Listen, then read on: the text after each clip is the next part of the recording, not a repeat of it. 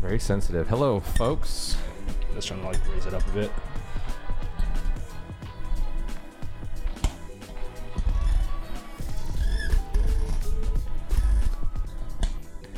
Welcome to Wednesday Night Magic. Here at Collector Legion, we're about to get started. We're going to kind of jump right into it. Yeah. Oh, cool. What's up, Will? Howdy. Yeah. Hold on one sec. Those tunes are just a smidge. See, look, it bounces all the way back up. Well, that's not it. Hold on. Where's... I don't know. It's one of the audio devices. But it's either... Oh, it's both. Why is it coming out twice? I'm not sure why it's coming out right there. Maybe... We're just gonna have to turn it off for now, I think. Which is fine. No smooth jazz? Smooth anything? You can get the smooth sound of William Kim's voice. Buttery. I was about to try something. Wow, Ami, I'm spelling his name incorrectly. Sad me. AMMI. All those caps. Oh yeah. As I said, oh yeah. I'm James, that's Will. We're here commentating some Wednesday Night Magic. Yep. It's going to be Modern this evening. First round is Ami versus Dominic. Last time I think Dominic was on Mono Black Devotion. I think he's still playing Mono Black Devotion today. Is that correct? Double checking here.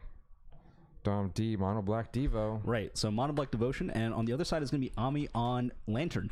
And this matchup is going to be pretty tough for Dom. The only card that he has that lets him win through a bridge is exclusively Grey Merchant, and Ami's going to know this. So he just gets to play the game exclusively trying to keep Dom off of that particular card. Because of the nature of Dom's deck, he actually doesn't. Mono Black has 0 ways in the modern format to destroy artifacts or enchantments.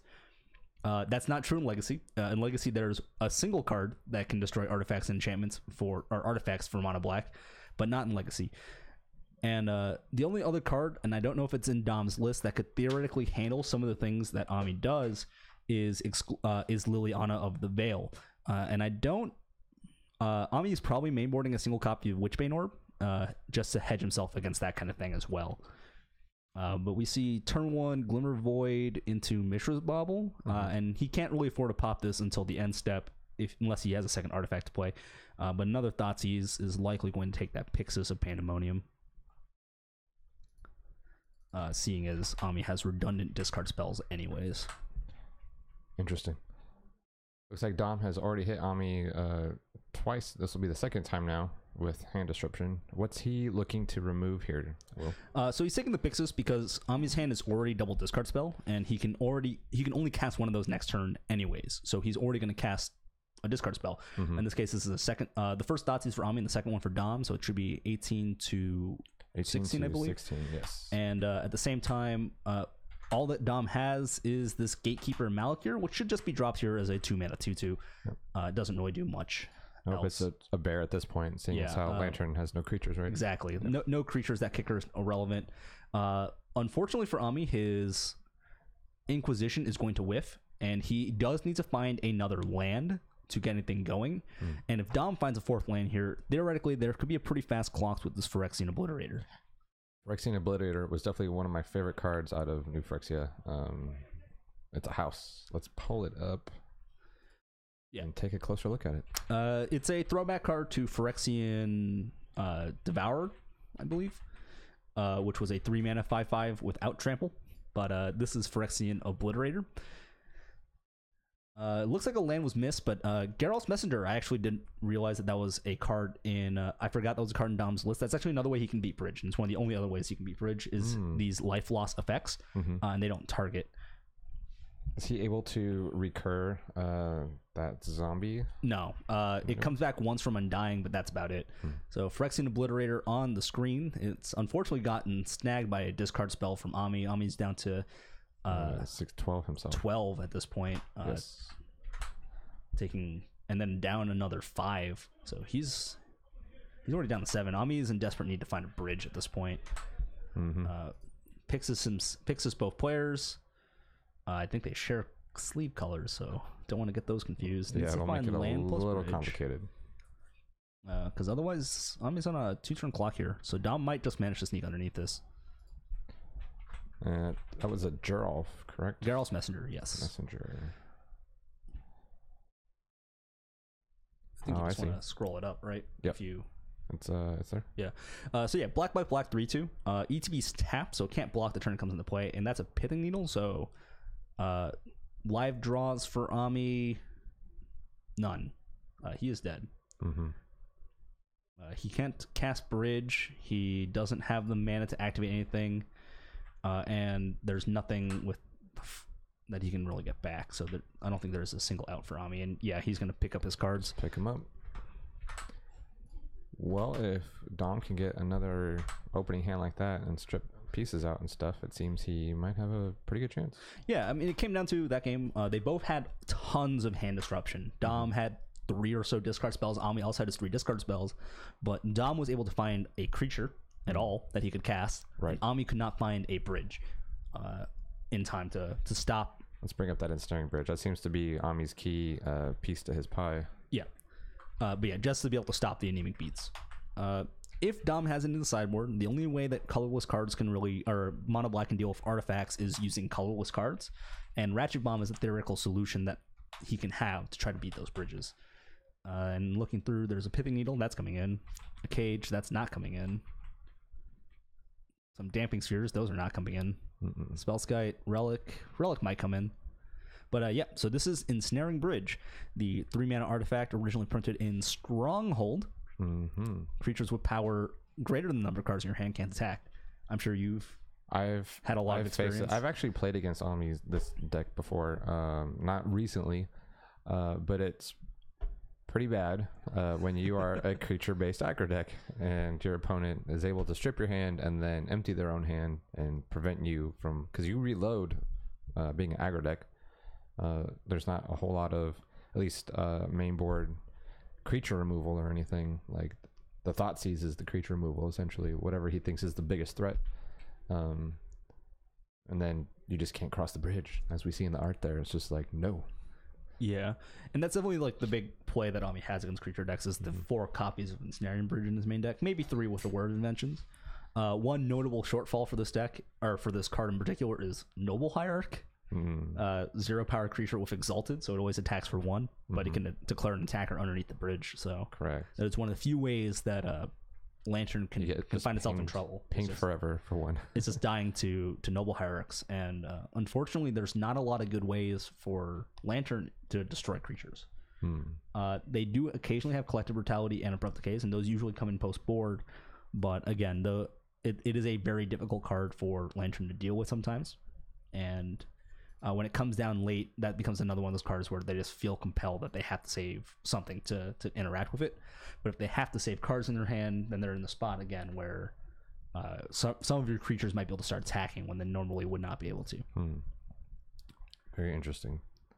So Ami's, I believe, back on the play. I think it was on the play game 1, right? Yes, Ami's back on the play. Dom's hand's looking real land light. Especially with the Apostle. Yeah. Gary making his appearance. Gary. See, I like Gary and Steve. I think those are just fun nicknames for cards. Yeah, Gary, Steve, Bob. Yeah, but Bob is like because the card is modeled after Bob. Right. Have you ever seen the commercial? Old Magic the Gathering commercial had a dude who was walking by. No, it had like a test center, and it was Raging Goblin versus something, and they say, whatever creature card can't make it. All right, let's bring in Bob from accounting. And I don't know if it was before or after. I have to look this up. But I actually know the guy who was the actor in that, and he walks in a suit, and Raging Goblin basically kills him because he's a human being and whatever. Well, Raging Goblin's a 1/1 with haste, but yeah, versus like a dude, a regular person. Bob from accounting. Yeah, Rip Bob. Rip Bob. Looks like Dom has a keeper. He scries away though. Turn 1 Lantern. Phyrexian Obliterate, not the card that Dom is looking for in this matchup. Second Lantern for Ami though. Lantern of Insight, a key card for Ami's quote unquote control package. It's more of a combo prison deck. Yeah. Where assembling the combo of Lantern wins you the game. These side buttons kill me every time. But turn 1 Inquisition for Dom, so he's gonna be able to take away. It is Lantern of Insight. Yeah, Lantern of Insight. So Lantern of Insight. All players will play with the top card of their deck revealed. So that's why both players have flipped over the top card of their deck, and then you can sack it to make a player shuffle. So the key strategy for this deck is to resolve a Lantern of Insight and 2 to 3 mill rocks, cards that let you mill cards from certain players' libraries. Correct. And win the game that way. But Tezzeret, Agent of Bolas, coming down for Ami, and this is an alternate win condition. This is another way that Ami can win the game. Yep. Although it does kind of nombo with Bridge to an extent, but luckily Dom doesn't play any 0 power creatures. Oops, I spelled it incorrectly. 2 Z's. Tezzeret, Agent of Bolas. So 3 ability Planeswalker, +1. Look at the top 5 cards of your library. You may reveal an artifact card from among them and put that into your hand. Put the rest on the bottom in any order. -1, turn the artifact into a 5/5. And -4, target opponent loses X life and you gain X life, where X is 2 times the number of artifacts you control. And notably, he gets to ult the turn after he enters the battlefield. Oop, Gary. Oop, there Dom he is. Does have some land, but Ami's theoretically could just make him shuffle it away. Yeah. With one of his lanterns. And also, this Tezzeret's likely going to go look for a bridge here. I would be shocked if he doesn't plus again with the Tez. Minusing seems terrible because you're not going to block. So, which in order not doing Ami any favors being in this hand. So he can't, or he could use those the gold lands can tap for any color, correct? Yeah, as long as you control an artifact. So he's going to start with the Ancient Stirrings. Ancient Stirrings is good because it's if he hits a land and not the bridge, that still gives him another chance. In addition to being able to play out some cards from his hand to make sure he can still get things going. But I'm definitely looking at this Tezzeret being activated this turn as a plus. Blocking would mean that he would have to sacrifice by permanence, and that's just not what you can afford to do with this deck sometimes. And it looks like he missed on the bridge. Reveals a Karn and other pieces, but not the bridge. Yeah, he's just taking the redundant lantern, which kind of surprised me because I think there was another Codex Shredder in the pile. That's the Mill Rock, correct? Yes. Ancient Stirrings on the top. Let's bring up Codex Shredder. Yeah, Codex Shredder is 1D. Codex Shredder is probably the best mill rock in the deck. It only mills one player, which is important because before you have Lantern, you're going to be typically milling yourself. But also, it has the 5 mana buyback ability, so you can off be a 6 mana buyback. And yeah, Codex Shredder is going to come and take out that Gary. So I guess the question is, where is this Obliterator going? Yep. He seems to be kind of re-going over his play real quick in his mind and double-checking himself, making sure he didn't have any triggers left or anything. Needles would be a good draw, but unfortunately Dom is not going to get to that. Second Obliterator in at the Tez. So it does mean that Ami only has these 5 looks with the Ancient Stirrings. Abrupt Decay means that he can actually just leave the needle on top. Oh, because he could just shoot it. Yeah, you can just destroy it. So likely going to see an Ancient Stirrings this turn just to try to find bridge again. There's a question of whether or not he chooses to mill himself first, because the Mishra's Bauble is a brick here. But I'm declining. I could see the benefit of doing that. Torpor Orb? Oh, it hits the bridge. Hits the bridge. So that's gonna cold Dom unless he can find a way to remove bridge, or get lucky enough with just cards that say lose life. But Ami's life total is pretty high. Yes, being at 19, it's going to take a lot of Garys to knock that down. I mean, if the Obliterators stay on the field and he hits a Gary, that would be that cool. But Gatekeeper of Malakir does nothing. Yep. There is a Gary in hand, so actually Dom could theoretically just draw enough cards and try to deal a full 20.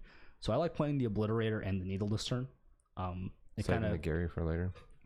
Well, you definitely can't play Gary now until it's lethal. Yep. And you have to hope that Ami never draws a Thoughtseize. Yeah, and Dom agrees with my sequencing here. Yeah. This puts 12 Devotion into play, which is close. 12 is actually very close to lethal. Gatekeeper represents another 2, that's 14. Gary represents another 2, that's 16. Oh, that's a Thoughtseize. Oh, it's not a second Gary. So Thoughtseize on top of Ami, sorry. Yeah, that's a Thoughtseize on top of Ami's deck, and that's actually very concerning for Dom. If Ami chooses to draw that card and take and cast it, and he might not, Dom could be in a lot of trouble. Draws Gatekeeper. You're gonna have to play the Gatekeeper here. I don't think casting. Oh, there he goes. He's gonna throw down. He's scared of the Thoughtseize. Yeah, so this is gonna drain for a total of 14. So I'm just gonna go down to 5, and then Dom's gonna go up to 35. Not that his life total is relevant in this matchup. I'm curious if there is there a black destroy artifact, like No. creature or There's instant not. or anything? No. And with the Codex Shredder back online, yeah, Nami's choosing to mill himself anyways. It's gonna be very difficult for Dom to get back into this game. Yeah. There's a second. He's putting Bobble on top so that he can get redraws as well. So likely going to see, Stirrings try to find the second Mill Rock. If Ami finds a second Mill Rock, this game is probably over. We know that there's no more. We know that there's only 2 more copies of Grey Merchant left in his deck, and he needs to find them basically back to back for it to matter. Mm. And never mind that Ami has 3 ways to make him shuffle on top of that mill rock. Mm-hmm. Yep. Relic is gone. Can't let you have that one. Gatekeeper does nothing. Yeah, no, unfortunately, Ami's also got himself down the Hellbent, so that bridge is actually working now. Definitely, yeah. Right. Dom throws out all his creatures and says go. Bobbling.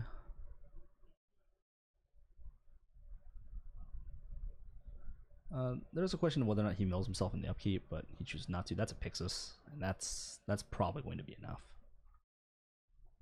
I don't think there's going to be a way for Dom out of this lock. PY. X. IS. There it is.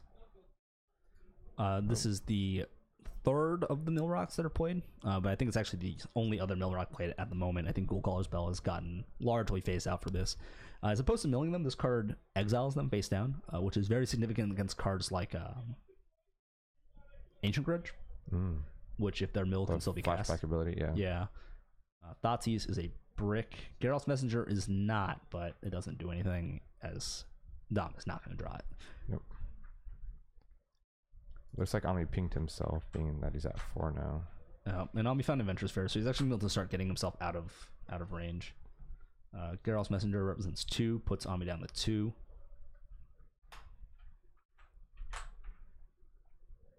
Does Geralt's Messenger target? Good question. I believe it does target. If it targets, then yeah, it's target, so it doesn't actually work. So Dom is going to go ahead and concede that one. It's a pretty hard lock from Ami. He had 2 mill rocks, he had 3 lanterns, he had a bridge, and technically had 2 bridges. You just didn't need to play the second one. Exactly. Yeah. So it was unlikely that Dom was ever going to really get himself out of that. But Dom is going to be back on the play. Discard spells are typically better on the play, and he also was on a mull to 6 in a matchup where both players are looking to shred each other's hands in the early phase of the game. Yeah. So this is going to get better for Dom, but I do not like bringing in the Damping Spheres. Yeah, it doesn't seem effective enough. It's too often that Lantern's only looking to cast 1 spell a turn. Yeah. It seems like they're casting more because they're doing so many different things by milling you or reloading their mill rock or whatever, but they're actually not casting a lot of spells per turn. Yeah, so you're not really taxing their mana hard enough. And even if they are casting more than 1 spell a turn, it's like maybe 2 max. So it's like that's just not enough in my mind. Like, even if you can drop it turn 2 on the play, it's just not slowing down Ami enough, I don't think. So what else? Did anyone else bring exciting decks for the evening? Oh, that is a good question. While they're shuffling up, we can take a look here. At our nice keyboard, we have or clipboard. A pretty good variety. Sachin's got Counters Company. Jonas is playing Trash, parentheses, Jeskai Control. Carlo's on his Crew Control. Alexander's on Burn. We see Dom playing his Mono Black Devotion. Andrew C playing Mono Green Tron. Sal the Bad Word on Humans. Seahawk on Minnie. I'm not sure what. Mines? I don't know what that means. I'm not sure. I think Miracles, I think, is what it says. I think it's Miricles. We'll see. Don's playing Bogles, rather. Grimm's playing Affinity. Alan's playing Bant Eldrazi. Ami, of course, Lantern Controls. We see James is playing Blue-White Control. Ricardo playing Affinity. I said Sorry Daddy, that's not his name. Wagner is on... He's on the Green Affinity list with the Hardened Scales. With Hardened Scales. Casey on Green-White Company. Sam on Affinity. Robots. Miko on Mono Black Devotion. Tim playing Swans. Angel playing Grixis Shadow. Casey Ray playing Infect, Blue-Green. And then Johnny playing Jund Elves. There is a variety tonight. Yeah. Should be some interesting matchups. Hidden away. Our beautiful faces. Yeah. You see, there's an employee here named Carlo who thinks that nobody wants to see our faces or whatever. So they're hidden away right now. Sorry, Maybe in Kyle. between rounds or something. Sorry, Kyle. How you doing, buddy? Hi, Kyle. Hey, Kyle. Kyle. Ooh, no discard spell from Dom. No disc. That's a bummer. I feel like turn 1, turn 2 discard back to back is super good for him. Mox Opal discard spell? No. So he's actually... I'm just looking to start early. Take a look and see if he wants to exile it with the Pixis. And again, when you know your opponent's playing discard spells, you ideally want to draw on your own turn. So that's why he waited till Dom's upkeep to activate the Mishra's Bauble. Interesting. I wonder if Ami has any discard spells. He probably keeps them out, right? If he's on the draw as opposed to be on the play. I think you don't in this matchup because most of Dom's payoffs cost 3 to 5 mana. So the discard spells I think are still gonna be pretty good. They're bad top decks, but you know they're gonna still hit the important cards, and it's important that you always have full information.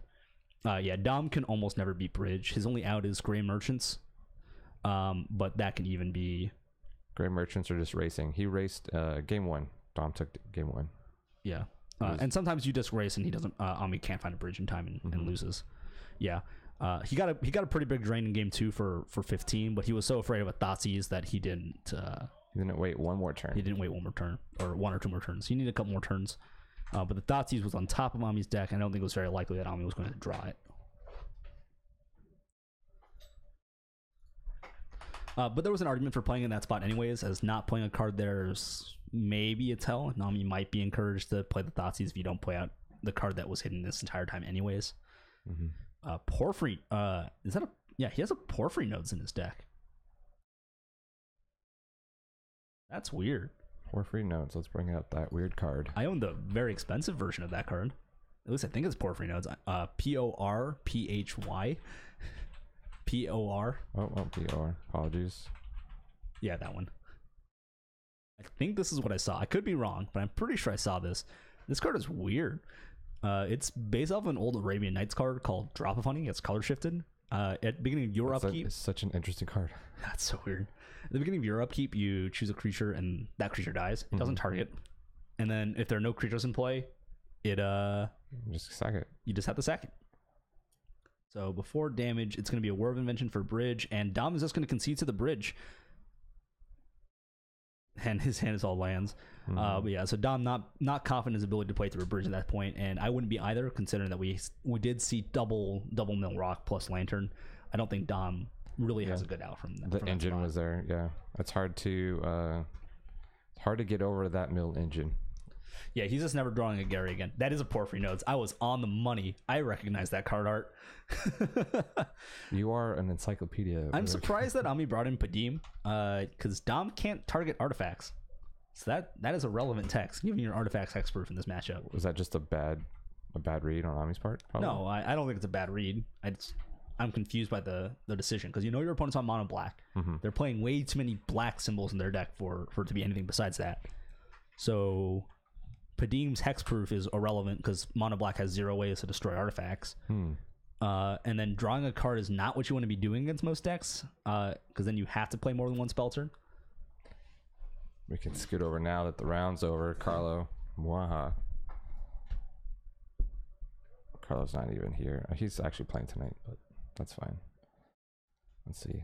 How big should we make our faces, William Kim? Big enough. There we go. Yeah, perfect. Nice. You only get like half my face though. Yeah, I'll just pop in.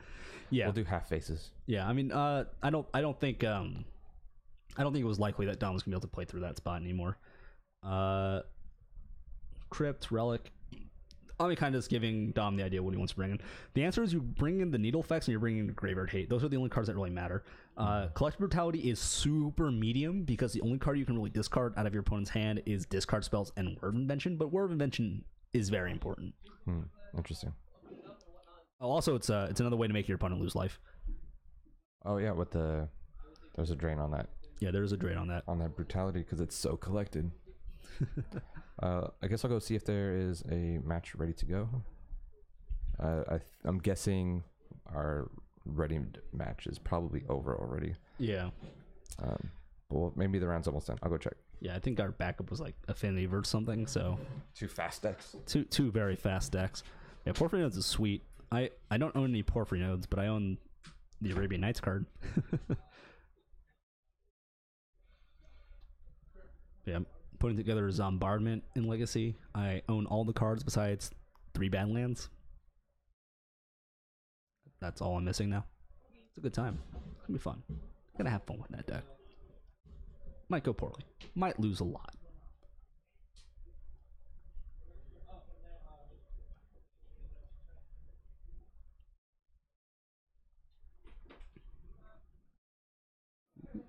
James is back. Nope, it's Sal. Did you lose, Sal?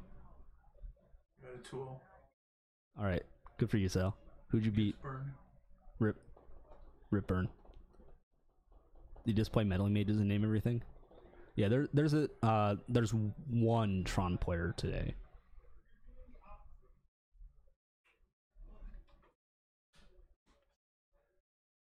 There's at least one Tron player today. Might be one more. A couple blue-white control decks. There are 2 mono-black devotion decks. Blue-white decks. One's blue-white, one's Jeskai. Let me...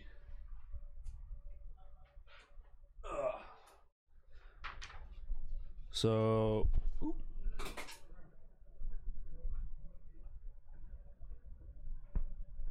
I'll fix that in a second. There is... one Tron deck. Just one.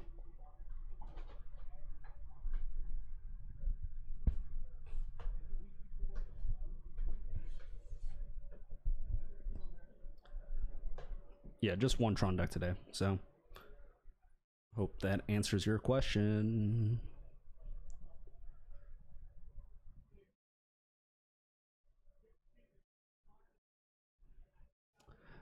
It's pretty likely that it's going to be Green White Valley Town. We don't actually have deck lists.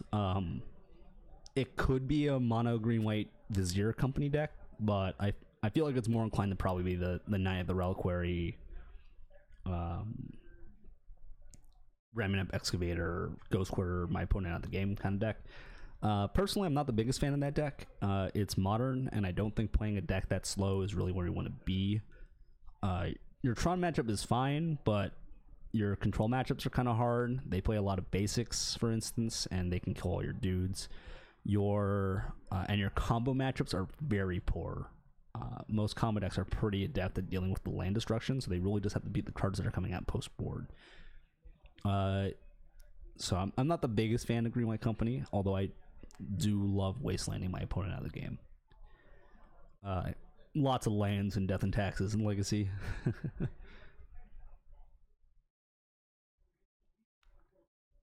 Yeah, probably your standard fare.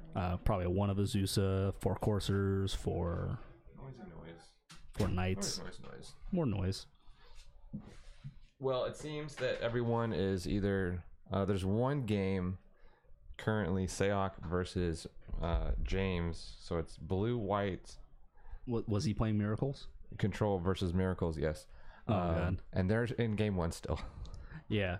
So that might mean we just go take a break then, right? I think we're taking a short break, and we'll be back because they're probably going to go to time in either game 1 or game 2. They're not really doing anything. Yeah, it's pretty likely the guy who wins game 1 probably wins that matchup. Yep. All right. So we'll be back momentarily, folks. Stick around, and we'll see you in a couple minutes.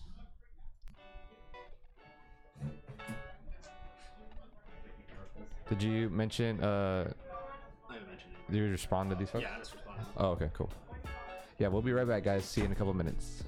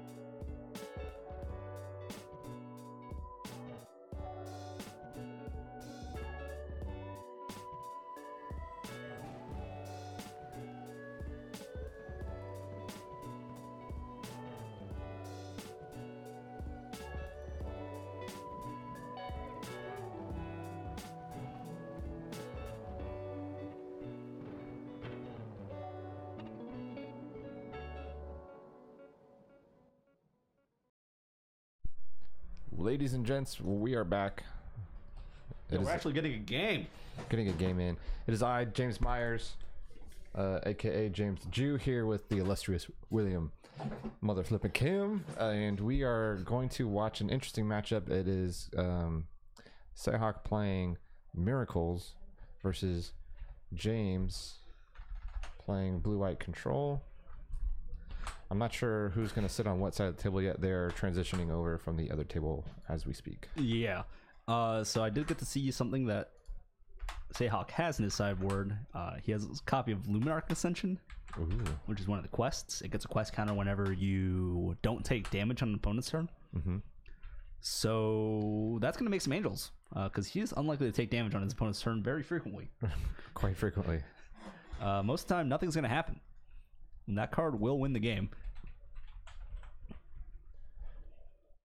I'll bring it up here in our special Collector Legion display brought to you by Gatherer.com. Wizards. Gatherer.wizards. But yeah, so this is Luminarch Ascension. It's a 1 white enchantment.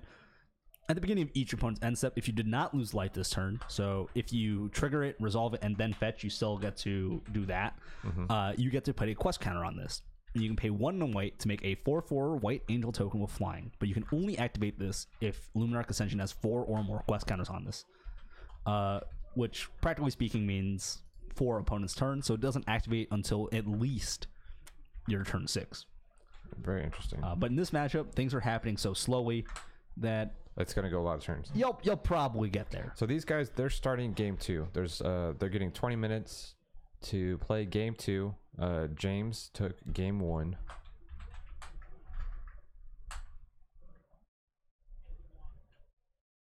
So we are still in round 1. Oops. Yep. Round 1, game 1. James got game 2. Game 2. James got game 1. So that means Seahawk will be on the play with Miracles against Blue White Control. Both decks do play Terminus, but I believe Seahawk plays a few more copies of it in general.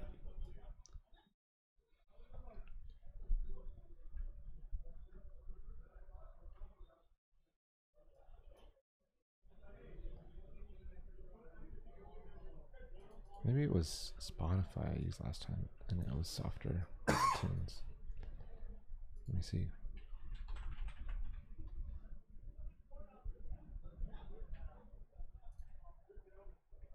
No.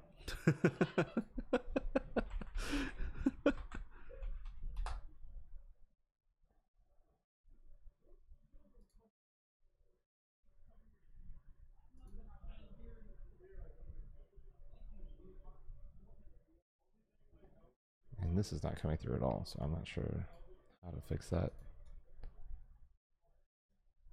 Looks the game's already underway. I'm getting us distracted. Sorry, William. Seahawk went first, played a land, obviously. James Land go. Kind of typical for both of these decks early on. Land go. A land go.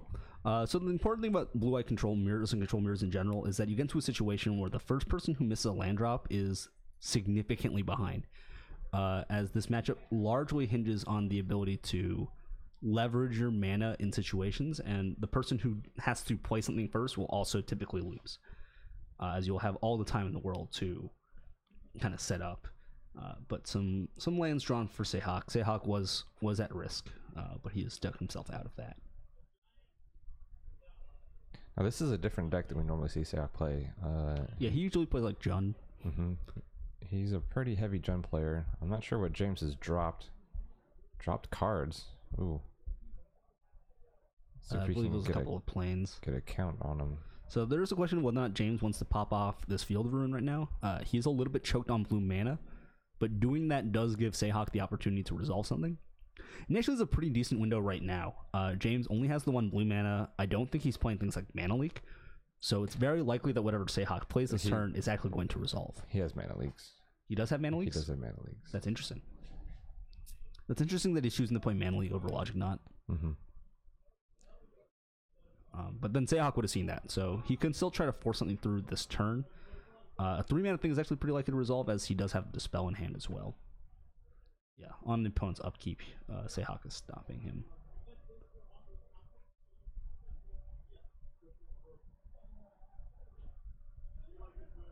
He's either checking cards. Oh, Seahawk is questioning cards.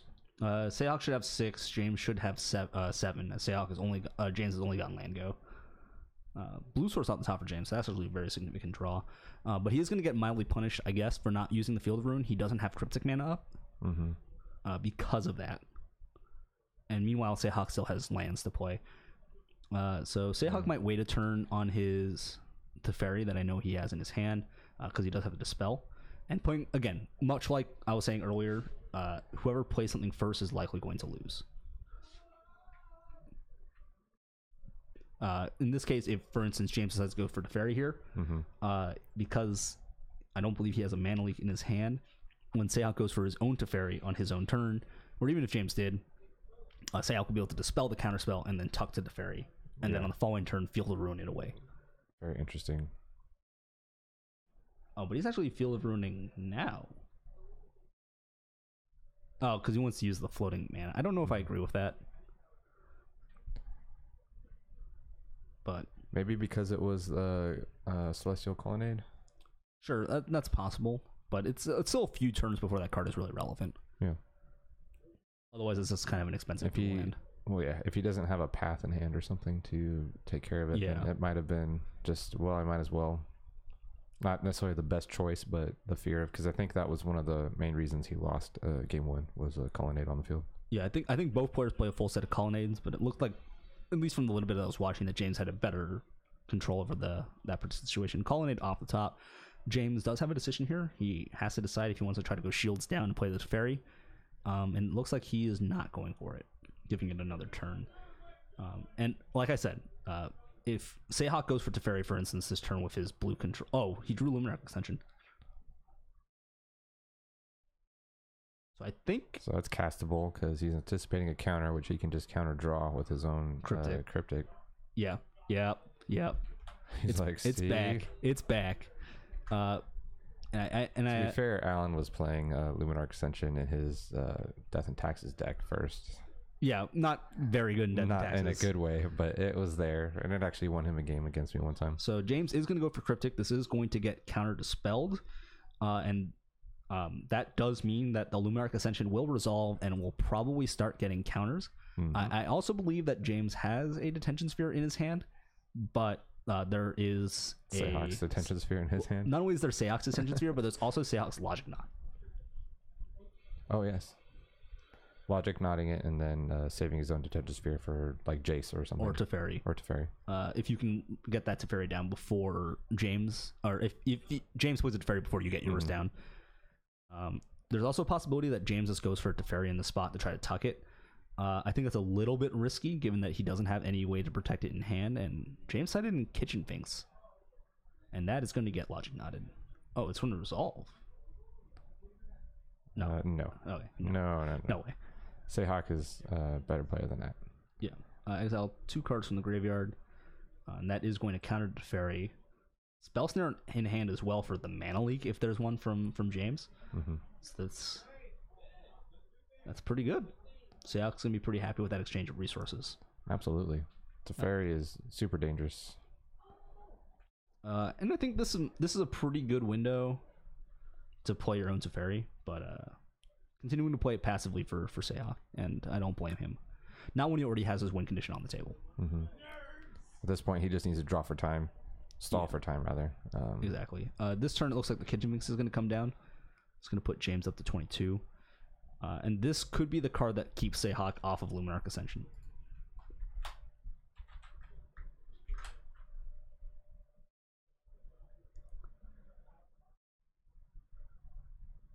While the Snapcasters are likely left in, there probably isn't much in the way of removal. So this is going to be a little bit hard for Seahawk to deal with. He does have 2 Detention Spheres, it seems. Or is that just the one he flashed it twice? He might have just flashed it twice. I think he just flashed it twice. I see Negate to Fairy Detention Sphere in Seahawk's hand of 3. Rest in Peace comes down. I imagine that's going to get... I don't think you counter this. Yeah, and Seahawk agrees. Because I think you had to Detention Sphere the... That is a fair point. Oh, Cryptic on the top. Not a bad draw, but I think you had to Detention Sphere the Kitchen Finks and just get your Luminarch Ascension online. Mm-hmm. Terminus, land, opt-in hand for James. The thing about the Rest in Peace is it's a fairly dead draw here, right? Like, it doesn't actually impact anything. No, it doesn't. Because Stayhawk more than likely cited out at least some of his Snapcasters anyway, right? Yeah. Yeah. Like, he probably been keeping all of them. He has worse cards to cut, but the Snapcasters not like at their best in this matchup. But it is foily. James is a little bit flooded, but this is not the matchup where being flooded is the worst. Yep. As long as you can keep finding some action. But right now I think his hand is 3 lands. Plus Did James already draw from the opt, or was that? Yeah, he drew from the opt. James is gonna fetch down to 21. I mean, it was opt was main phase. The opt was on Seahawks end step.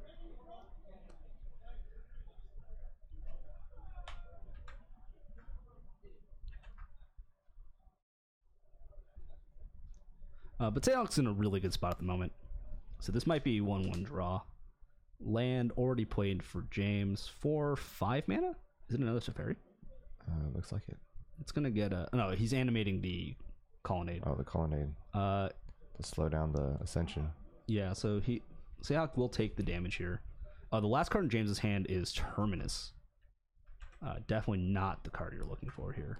No, it seems like a dead draw at this moment. So if James plays a land pre-combat here for Seahawk can go bounce your Colonnade, and then that guarantees that the and James did, that guarantees that Luminarch Ascension will get countered. So I like bounce draw, and Seahawk agrees. Mm-hmm. Absolutely. So a little bit of misplay for James playing his land out pre-combat into the Cryptic Command deck. So that's going to tick up. Seahawk needs to draw for Cryptic, then needs to... I guess he did draw for Cryptic. Land go. So this Colonnade, or he is going to be able to start making multiple Angel the turn. While James has...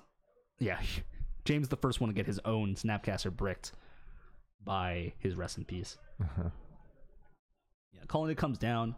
Snapcaster is just a 2-mana Ambush Viper, which doesn't look very good against 2-mana 4/4s. Nope. And trigger, he's going to go ahead and make 4 Angel tokens. So this is going to be an attack for 16. Untap. Draw. Field of Ruins, phenomenal draw for Seahawk. Absolutely. In for 16. James goes down to 5. James is going to have to cast a Terminus on his own main phase. No point in flashing that in. But James does it anyways. Pretty bad misplay. He's going to get spell snared. And then the Terminus is going to get negated. I think I would have just left it. Well, because he generates more angels as long as he doesn't take damage, correct? No, he already has the trigger ability. Or it just continues. It just continues. He gets to keep that ability forever. That's not bad. Jason Mind Sculptor definitely does not cut it. And there's no counter magic protection for this Terminus, so this is going to get negated, and that's going to be game.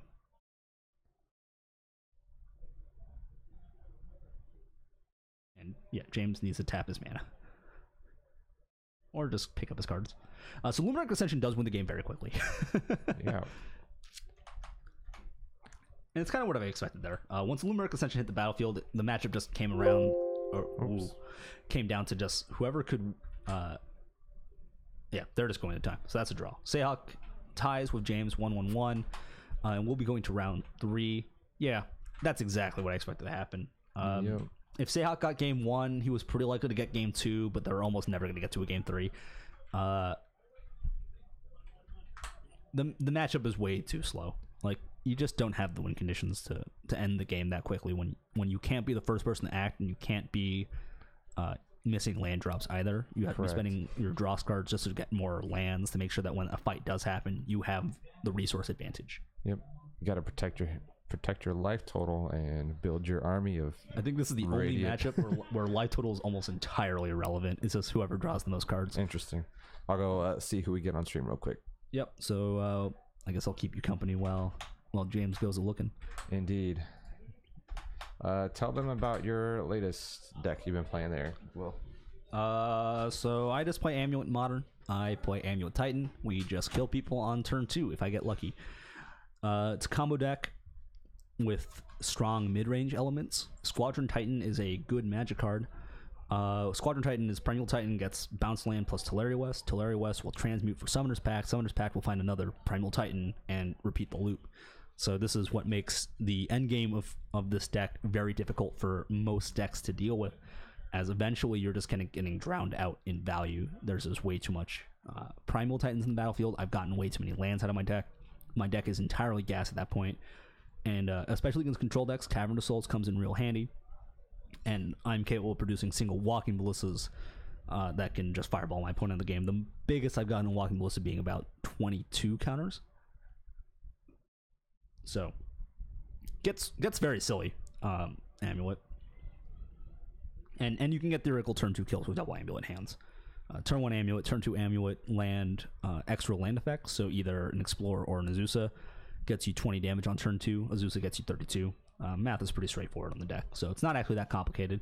But it looks like Jonathan Luna is on stream. That's Luna, right? We are getting Jonathan Luna versus David. David O. David. Where's David?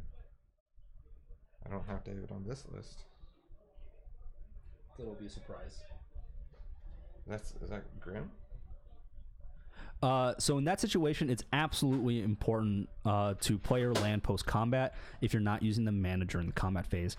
Importantly, for Seahawk, it's actually that was basically the only sequence of events that guarantees a flip.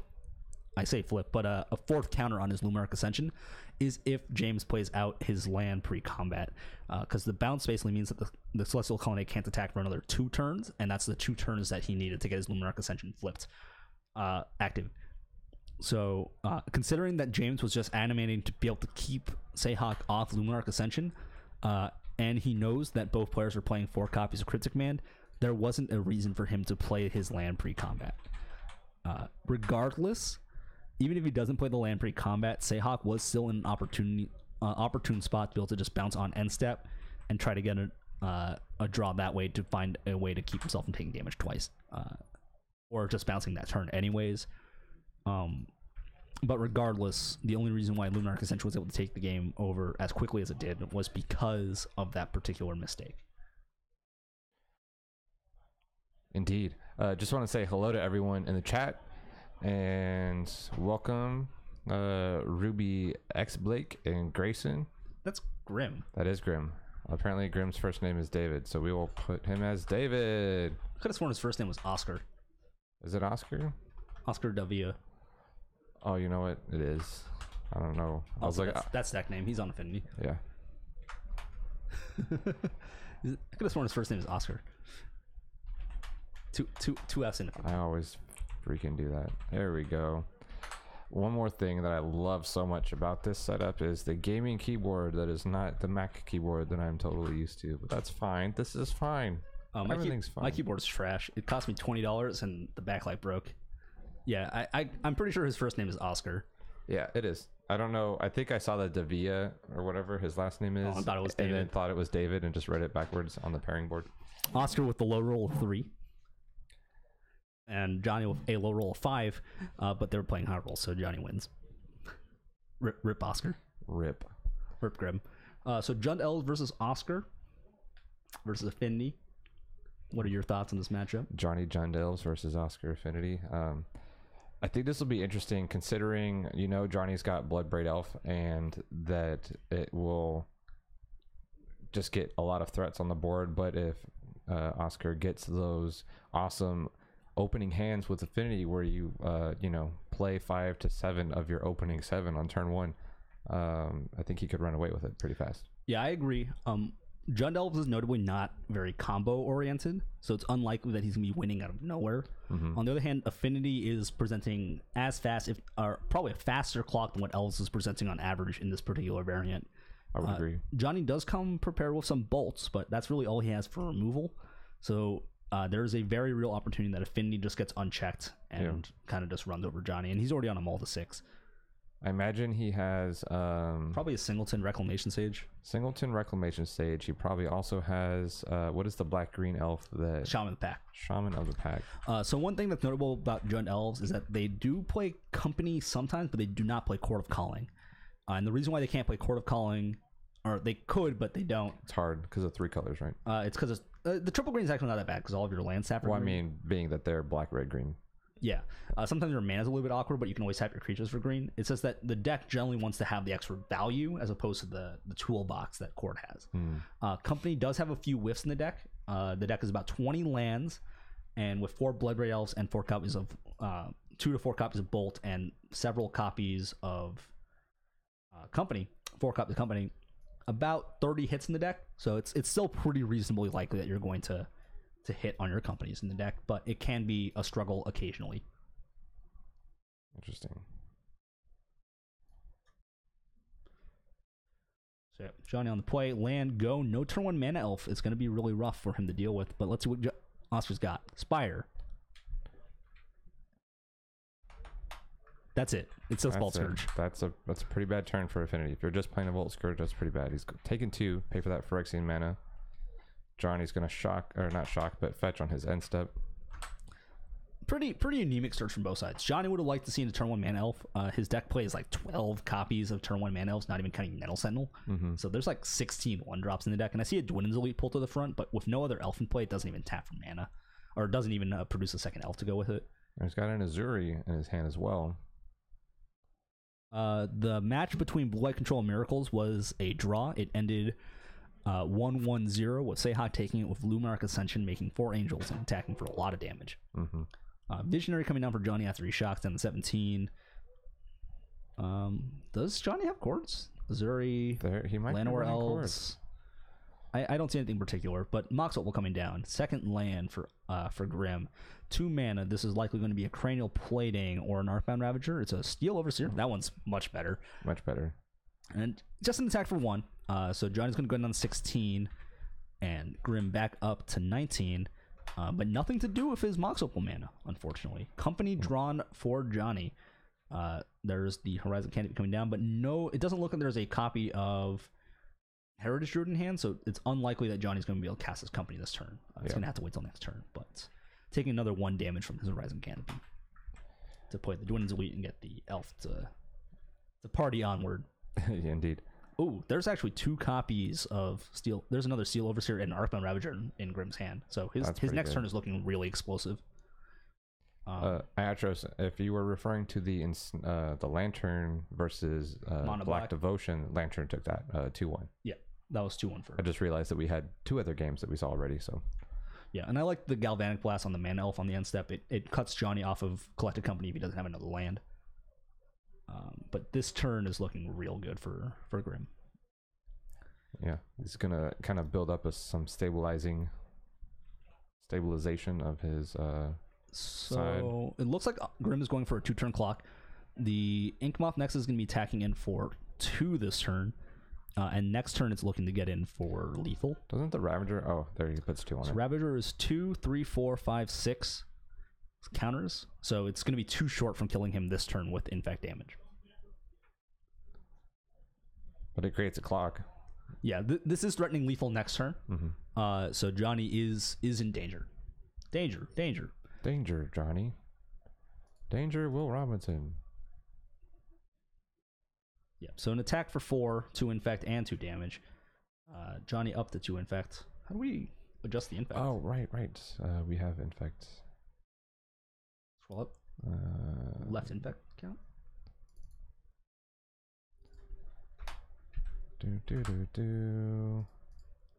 Yep, so 2 infect. Grim, unfortunately, too short Bless you. on being able to get lethal through that turn. But it's going to be a pretty easy lethal setup this turn. Untap, draw. Was it a land? No. Looks like a brick. No Heritage Druid. Azuri doesn't cut it in this spot. Grim is up to 21 after getting an extra 2 life that turn. Oh, that's right. That Volt Scourge sneaks in and gets that extra life link. Johnny hitting himself down for another 1 damage to play an Elvish Archdruid, and he is just dead. I wonder if he realizes Well, it's also on Grim to notice. But Grim has gotten better. So this is an attack for 4, 5, 6, 7. Because the druid pumps them +1/+1. Arcbound Ravager is going to block. I don't think Grim should care. I don't think he should block anything at this point. Maybe he doesn't have a. That was an Elvish Arc Druid. I could be mistaken. That is. That is. Then Grim should have lost his Overseer, or his. Oh no, he just took 7. Okay. Animate. No H. Oops. Pump with the Blinkmoth Nexus. So attacking for 3. Activate. Attacking for 4.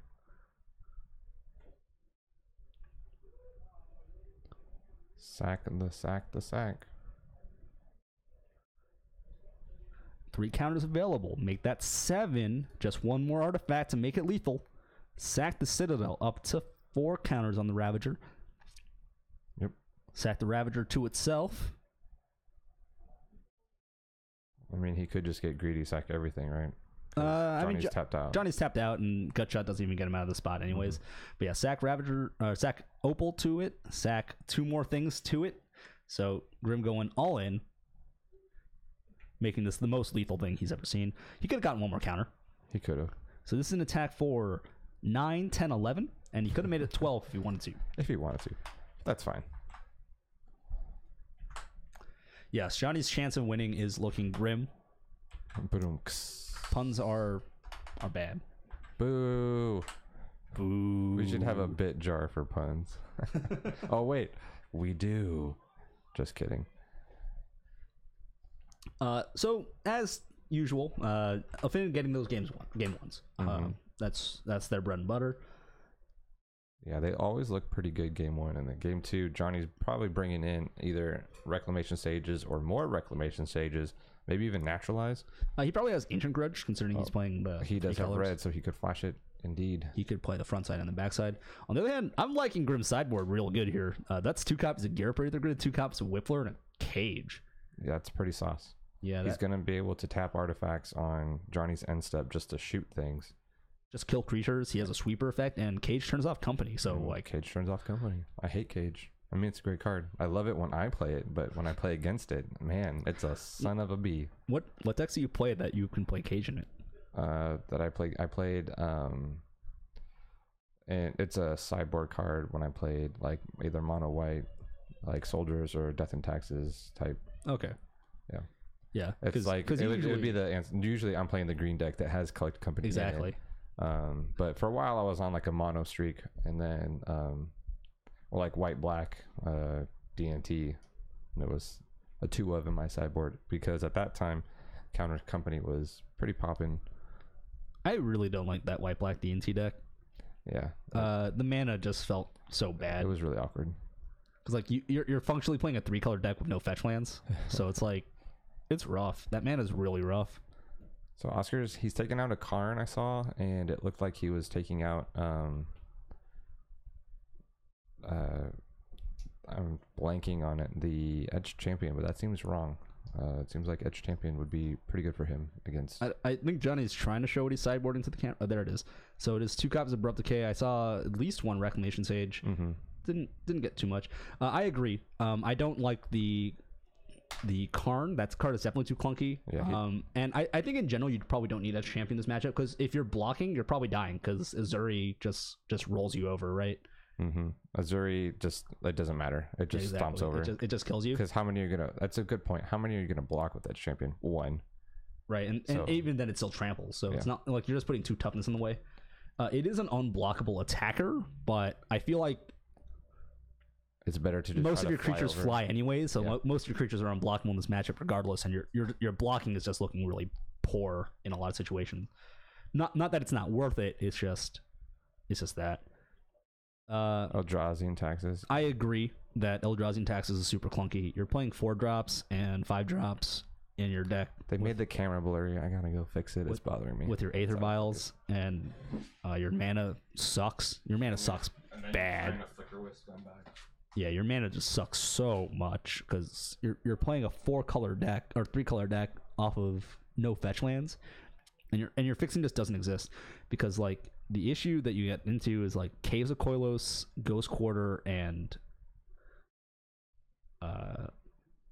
Caves of Koilos, Ghost Quarter, and your Eldrazi temples are basically your only sources of colorless mana. But then the problem with Ghost Quarter is that it doesn't tap for green or white, and Eldrazi temple doesn't tap for black or white either. I mean, black and white for the Ghost Quarter.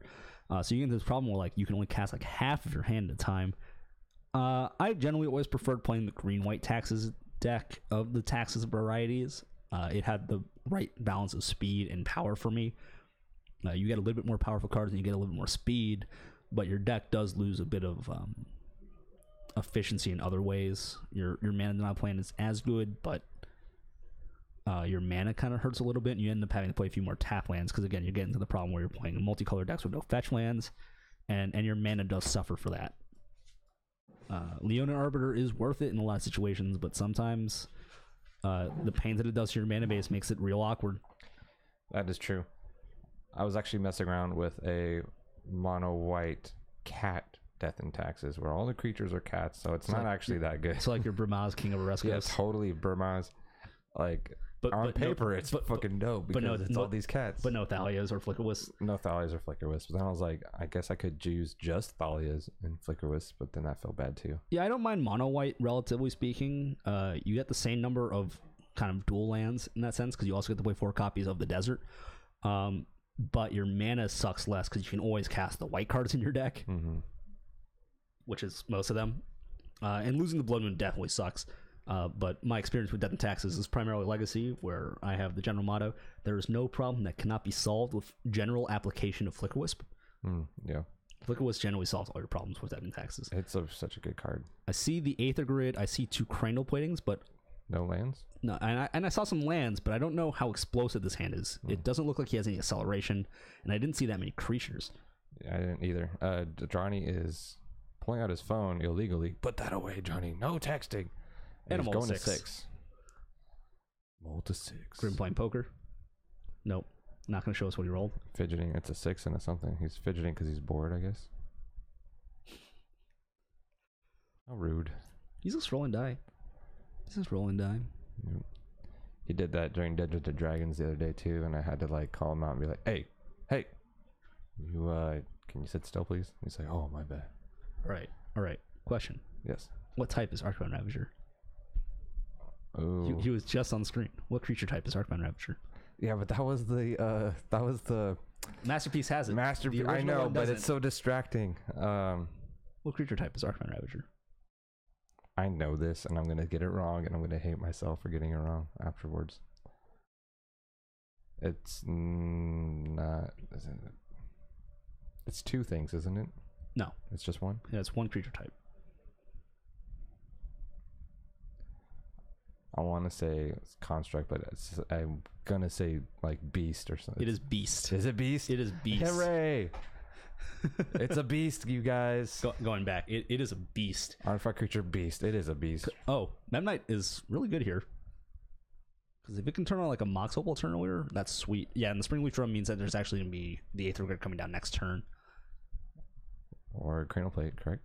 Yeah, it is a beast. When Arcbound Ravager first got printed, it did not have a creature type listed on it, actually, if you click on the Darksteel version. That was before artifacts got creature types. Wow. That's hilarious. That was that card looks like a beast right there too. Like he's just a creature full of electricity. Like if we go like look at random Arcbound Ravager stuff and we look at artifact creatures, like if you look at Arcbound Bruiser, this is a golem now. There's no golem text on it.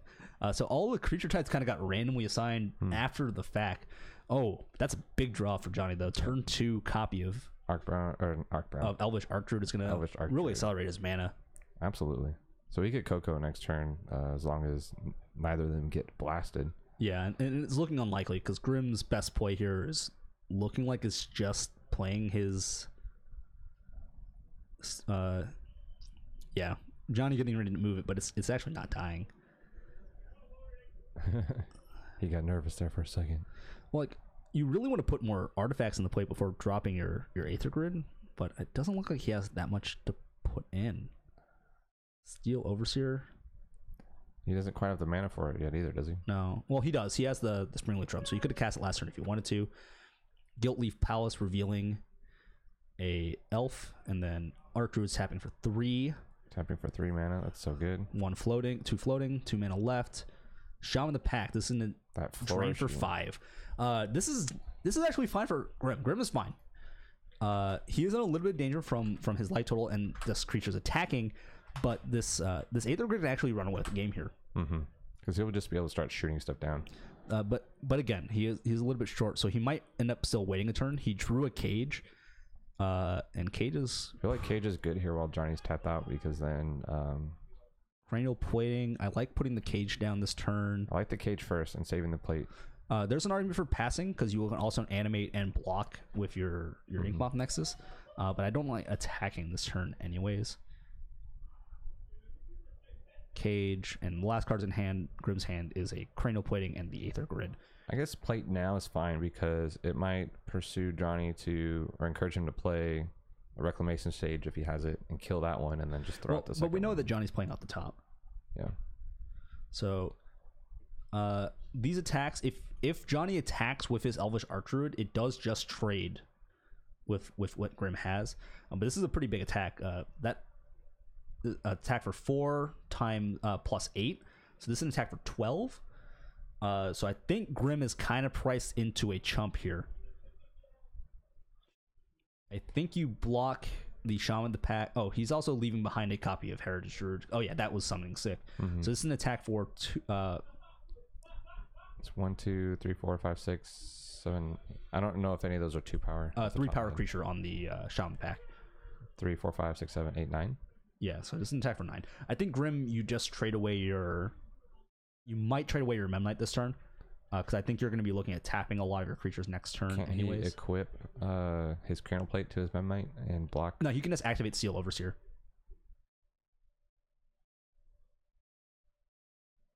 So he's activating Inkmoth, getting counters on it as well. I'm not sure about this block. Because I feel like am I getting the power wrong on Shaman the Pack? Is Shaman the Pack at 2/3? Could have sworn it's a 3/2. Oh no, it doesn't die because it has 1 extra toughness, right? So that was my mistake. That is, yeah, it wouldn't die. It wouldn't die. So I'm wrong. This is a better block, and Grim's gonna take 7. Put him down to 8. It also means his next turn blocks are looking much better. I don't actually know if you can play Aether Grid on this board then. He's got 7 on his die over there.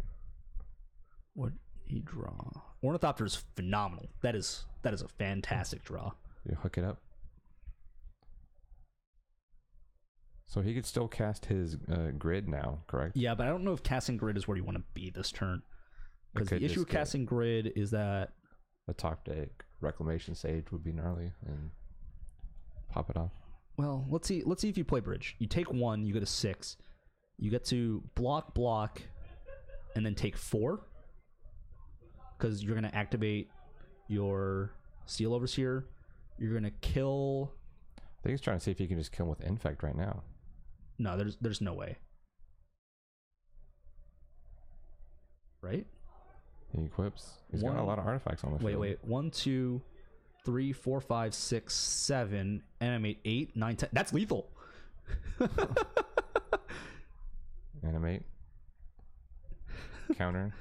GG, bro. Surprise! I think everyone's a little surprised here. Grim's discovering that he just won the game. Yeah, and so that's Johnny is as well, and he's pretty 1, sad about 2, it. 3, 4, 5, 6, 7. 7 artifacts plus 3 power. That's 10 damage, and that's a 1 turn KO.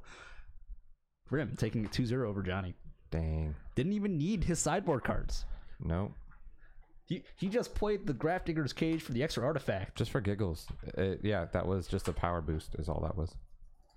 All right, let me go see if we can get our side game over, because I imagine they would still be playing. If you could clear that out, I'll just go double check on who it is.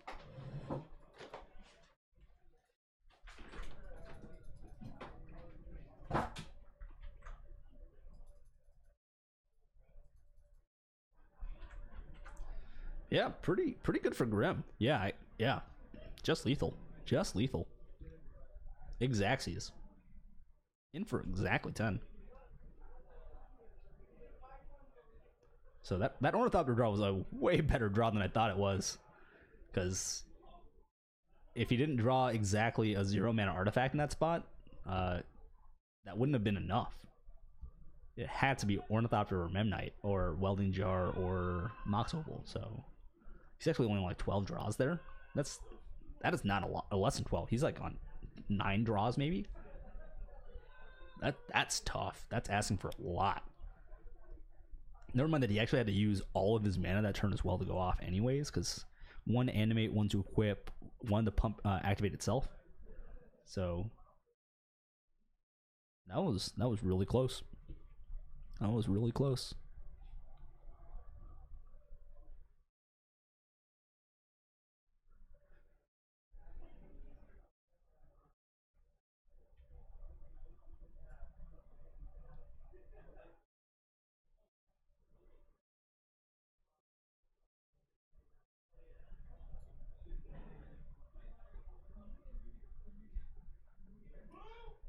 Yeah, I know, right?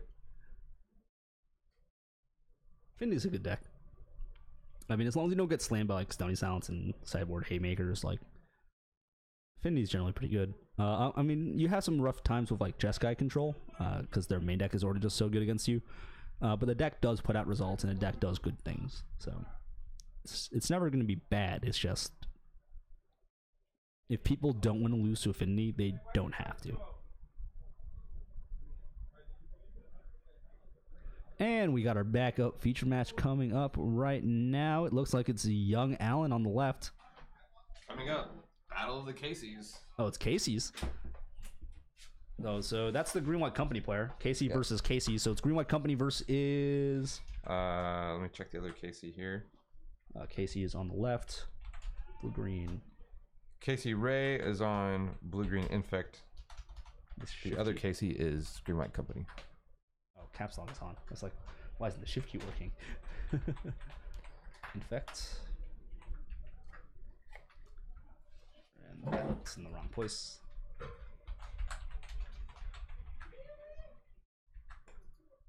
This is other Casey. I don't know his last name. Sorry. On Green White Company? Green White Company. We could just put, I guess, just Casey and Casey.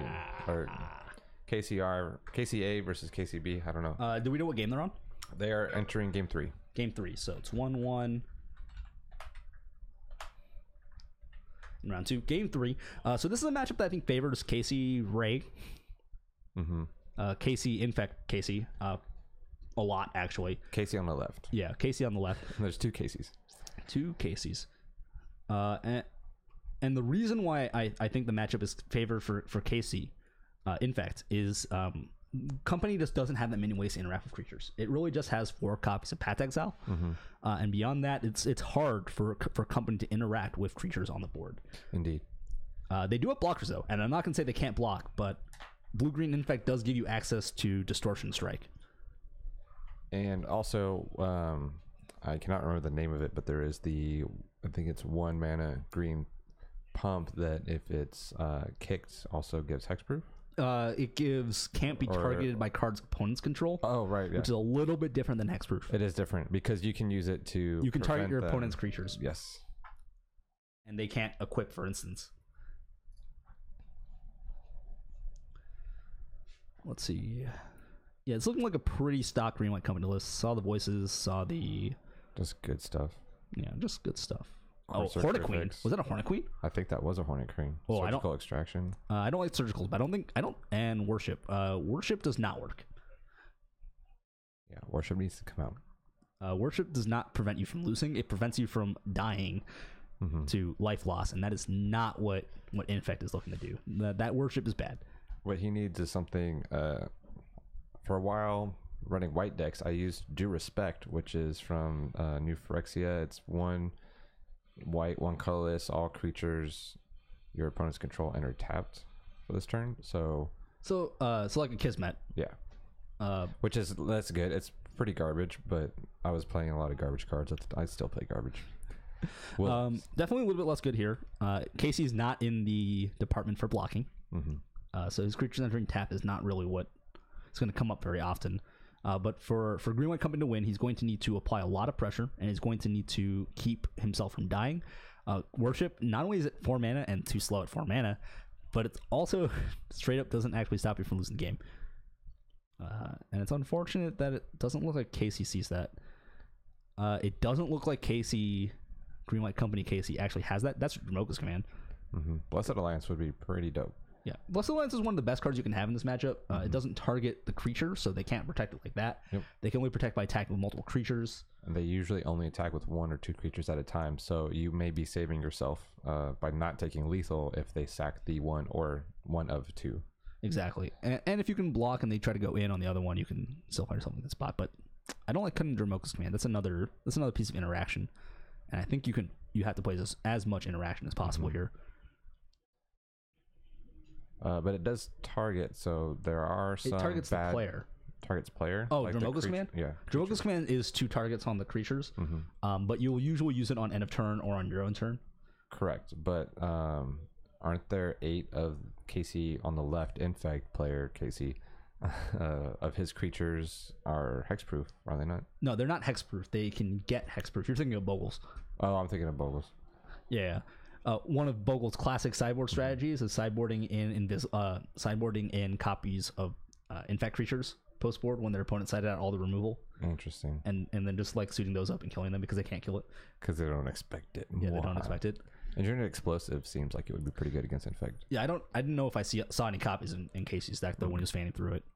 It looks like he did leave the worships in, so he's gonna be in for a rough time if it comes up. Casey looks like he brought in copies of Twisted Image to kill the 0 mana, the 1 mana birds and nobles from other Casey. It's kind of interesting watching both these Casey's sideboard right now. They are taking a lot longer to do so than any of the other players we've seen tonight. Yeah, it looks like neither of them had a concrete idea of what they wanted to be doing in the matchup. Yeah, it does seem like awkward matchups for both of them. Yeah, Casey Ray on Blue Green Infect is at significant risk of actually just getting wastelanded out of the game. I say wasteland, but it's Ghost Quarter, and that is something that could happen to him. And importantly, 4 of his creature-based threats are his Inkmoth Nexuses, and there are a couple of really awkward times to animate that card with Ghost Quarter in play. Because if you animate and they, in response, try to explode you, you have to spend another mana to animate it again, and then another mana to protect it. So it's a lot of mana that you have to dump into protecting a single creature. Surgical Extraction, Engineered Explosives is in the deck, so that's going to be a good card. But this doesn't look like he has a 1 mana dude. But Path's Exile in hand is for Casey. So it's a question of and a company. So it's a question of how much mana Casey has in this opening hand. And Casey Ray is on the draw on the play. So turn 1 Noble from Casey. So it's looking like it's going to be a Blighted Agent hand. And Birds of Paradise off the top for Green White Company.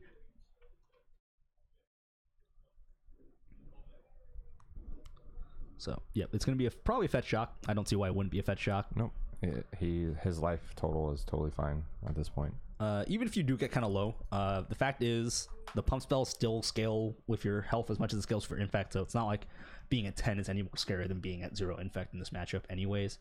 So 17 to 18 here. Second land is Pendelhaven, and we're probably going to see a Blighted Agent come down this turn. Yeah, and there's definitely Blighted Agents in hand. Absolutely. Noble Hierarch, leaving up the blue mana for potential Spell Pierce. No Twisted Image available.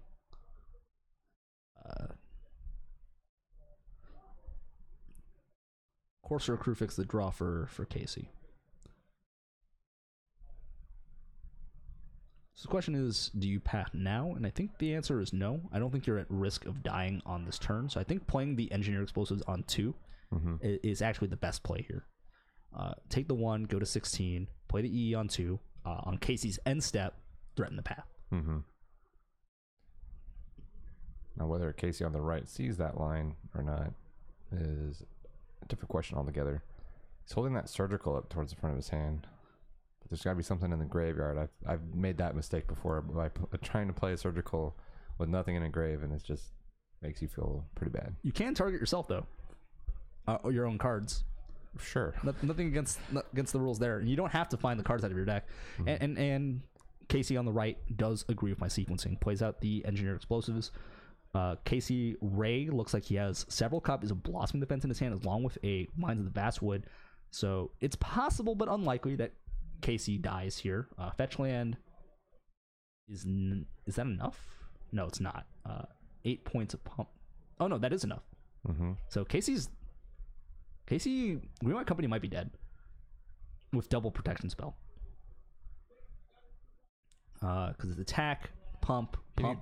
He needs mana to hit the engineered explosives to fire, or well, Casey Ray just has 8 points of pump in his hand innately. doesn't engineered explosives just destroys? Yeah, but the problem is Casey on the right doesn't have the mana to activate it. It costs 2 mana to activate engineered explosives. That's what I was. So it's a question of, does Casey go for it this turn, or does he wait? I think with the engineered explosives, you're priced in. I think you have to go for it. Yeah, so it looks like he's going to go for it. So you start with the main phase, Blossoming Defense. That's your cheapest pump spell that gives you protection, so you might as well start with that. Yeah, Fifth Dawn. Oh. No. You had it right the I had second it right time. the second time? Yeah, that one. That's the engineered explosives he has. Fifth Dawn. Did I miscount something? Oh, no. Not in combat. He's dead. Yep, so there's the hexproof, right? Or it can't be targeted. Up to 6. Oh no, Casey. Casey's dead. Pump. That's a groundswell. Mm-hmm. And land was played this turn. That's lethal. That's 10. With the Exalted as well. Yep. And he actually had the Blossoming Defense on top of it. Mm-hmm. Casey Or on the Viridian left. Corruptor. It was a Viridian Corruptor. So if Casey didn't fire off that path, he would have won that game. Wow. Yeah, Casey should have just waited. Or he might have won that game. We don't know for sure. Yeah, we don't know if Casey on the left would have. But Casey was out of pump spells after that. So I don't think there was a single playing against Infect. There's almost no reason to fight inside of combat. Yeah. Just take the Infect. It's only 2. It's not enough Infect to threaten you. And even if he goes for the first pump, just take it. Yeah. You don't want to lose to a protection spell. And Green-White Company, Casey just played right into it. Seems like Casey on the left is maybe going over that. He does kind of like to exposition his plays post game if he just smashed on you. Well, again, that's what it comes down to, right? Because in that spot, if you don't pump and Casey goes for groundswell and you path, you lose. Right. If he doesn't have a protection spell, you take 6, and then you path on the end step, and then you've gotten rid of the only creature that can attack through you, right? And at that point, let's say he goes for the Viridian Corruptor, he can't protect his Blighted Agent anymore, right? Because he popped off 1 mana to get the +4. So Viridian Corruptor costs another 3, and that puts Casey in an easy opportunity to kill the Blighted Agent, and he can block the rest of the creatures. So unfortunate situation for Green-White Company Casey. He's going to end up losing the set 2-1. And is that it for this round? I think that's it for this round. It for the round. The round is almost over, and I imagine there might be a couple people in game 3s who will be ending their game shortly. And so we're going to take a quick little break, get the 3rd round started up. It is 4 rounds today. So 4 rounds.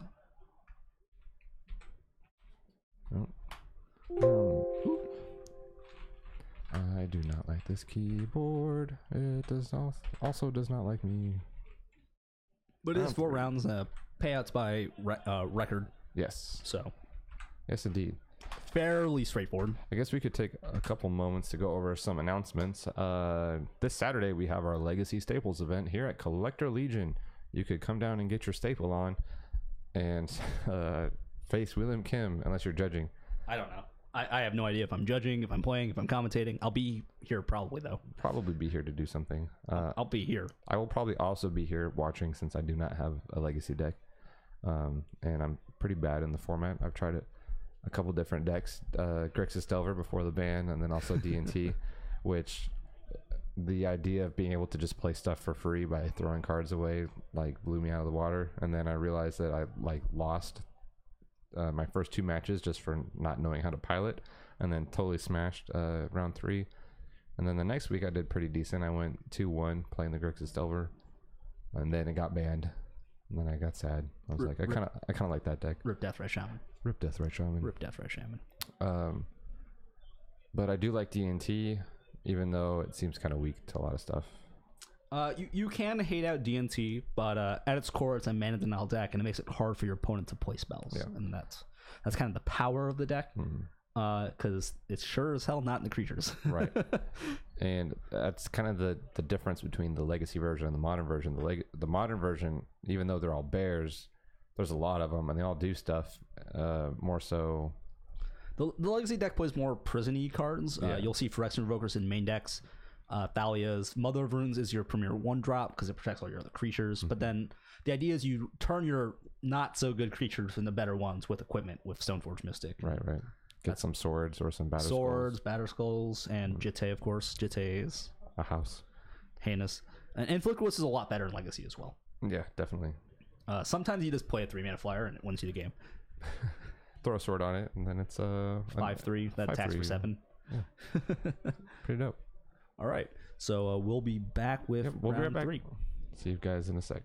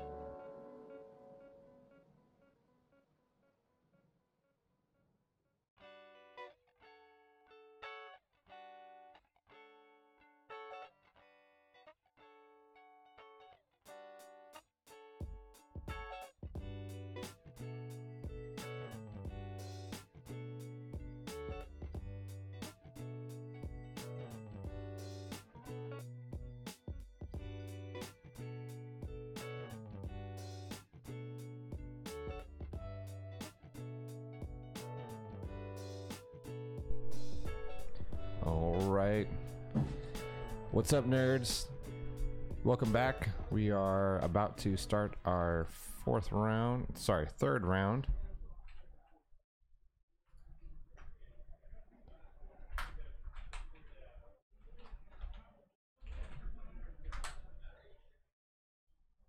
We got Wagner versus Salvador.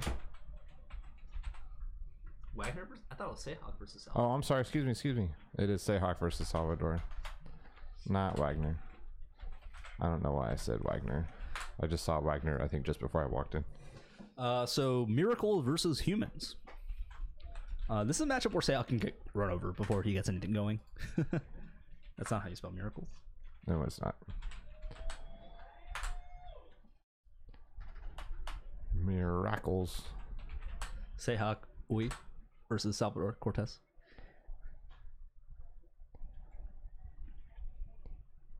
Indeed. So one of the best cards Sal has in this matchup is Kitesail Freebooter and Aether Vial, and the fact that Seahawk's counterspells are really bad. Yeah, Seahawk's basically going to have a lot of dead cards, I think, in this matchup. Yeah. He does have Field Rune to be able to try to deal with the Cavern of Souls, but it does cost him 3 mana to do it. And of course, if Salvador has an opening hand Cavern of Souls, it's gonna put in a lot of work before Seahawk can answer it. And then because it's putting things on the board, it makes it harder for Seahawk to find a window to actually destroy it. But it's also miracles, and if you believe, you can top deck a Terminus and kill your opponent. Something about like hearts and cards, or cards in the hearts, or Yeah, the secret the secret of Heart of the Cards is cheating. Is it? Oh. See, I never watched the series, so I'm not aware of. I know there's some kind of dragon with blue eyes and some kind of card with a heart in it. Yeah, it's just like a running joke where it's like, if you believe in the heart of the cards, you'll always top deck perfectly. And the answer is yes, of course you do, because you're cheating. Yugi is a dirty cheater. Because you're cheating, sucker. Yugi is a dirty cheater, as it turns out. That's what the real heart of the cards is, cheating. That's funny. So it looks like they did odds evens. I'm not sure who won though. Oh no, they're actually doing high roll. High roll. And they tied. They tied at 4. This is what happens. 6 below average and 10 well ahead of average. Most common die roll is 7. Terminus in the opener for Seahawk, some lands, 2 copies Celestial Colonnade, so his hand is looking glacial. Pun intended. Yeah, because those aren't glacial fortresses. It's not even a real pun yet. The card in the dark sleeve on Seahawk's side is a Path to Exile. I believe he's borrowing that either from me or someone else, and he's using the sleeve in case it doesn't show up very well on the camera. Oh, sure. Phantasmals with no blue? What do you mean by no blue? There's blue in the deck. Ooh, Aether Vial's a big draw here.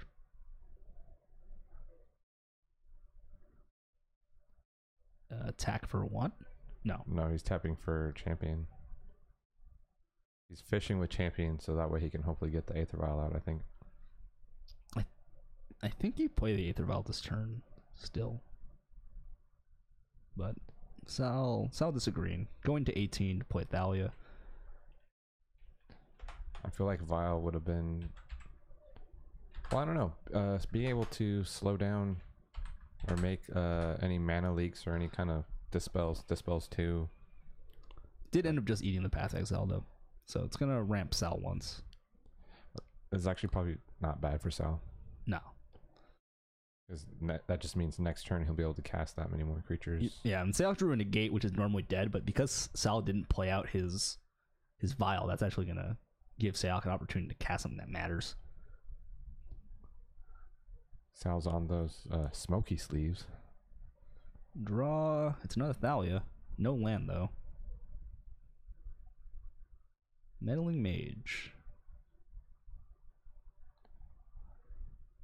So this results, what would you name?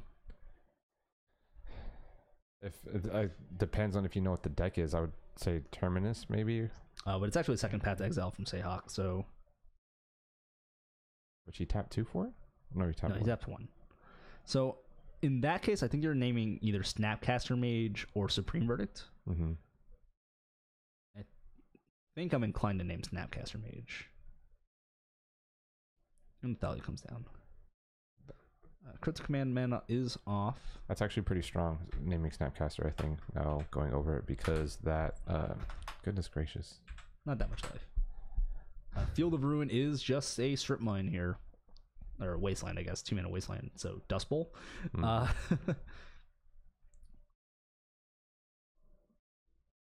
Lieutenant is the follow-up for Salvador. It's going to go ahead and pump up the team. And this could be an attack for 7. But Seahawk hasn't done any damage to himself yet. And it looks like Sal was basically decided never to play that Vial. So in for 7, put Seahawk down to 13. Unclaimed territory, likely naming humans. And passing the turn back. Considering there's no other creatures in his hand right now. Sometimes he uses it for Phantasmal Images. K-to-bow. Draw. Didn't get a good look at it. I couldn't tell if it was a Reclamation Sage. It could be a second lieutenant. Which would eat a Cryptic if he plays it pre-combat. It is a second lieutenant. Seems like Rec Sage is pretty bad. Not Reclamation Sage. So yeah. Why am I saying So Sal announcing going to combat. It's going to be Cryptic to tap the team down. Seahawk still 1 mana away from being able to cast the Terminus in his hand. So with this Thalia's Lieutenant, that actually represents lethal for next turn. Oh, Supreme Verdict off the top. So now we get to figure out what that... Off the Cryptic drive. Yeah. Seahawk announcing that he did Cryptic Command in the beginning of combat step before attackers are declared. So you jam the Lieutenant here. You have to jam the Lieutenant. If you name Supreme Verdict, you have to jam Lieutenant here. If you did not name Supreme Verdict, you play Aether Vial. Okay. Here's the counter. This is 2, 4, 6, 10, 13. That is exactly lethal on the table.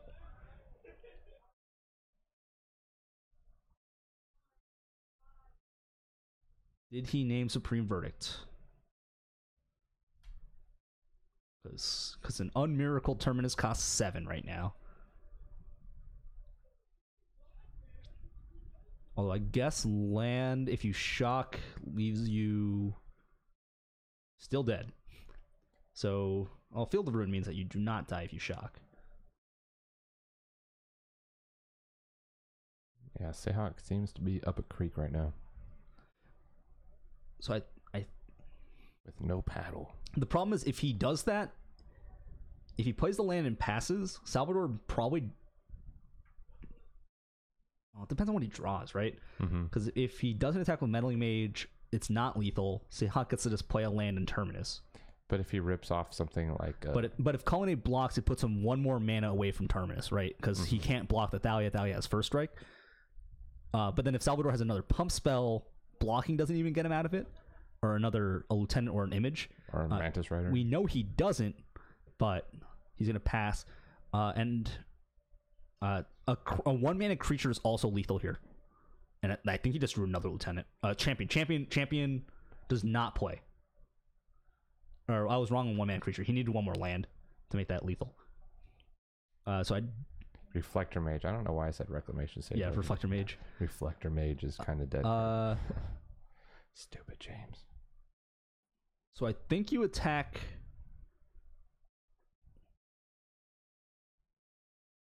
It's awkward. Because if you attack with Meddling Mage, it looks like it named Supreme Verdict. Seahawk will just block and then Supreme Verdict on his turn. Block it and just play Supreme Verdict. But that means you kill him with a top deck Mantis Rider. Because let's see, what's the damage on the table right now? 1, 2, 3, 4, 5, 6, 7, 8, 9. If Colonnade blocks anything besides the big creatures, there's exactly 13 on the table currently. If he has to block at least Thalia's Lieutenant, but Salvador is likely going to play something pre-combat to make it so that the Colonnade block isn't lethal. So I like playing the Champion out. It pumps your Lieutenants for 2. Then you get to attack. He has to block one of the 4 power creatures. So it has to block Meddling Mage or Thalia. So it's going to block Meddling Mage. And if he blocks Meddling Mage,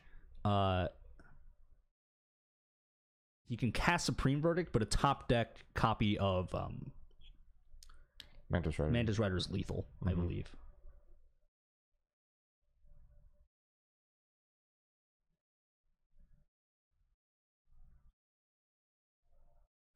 Seahawk's hand is Hallowed Fountain, Negate,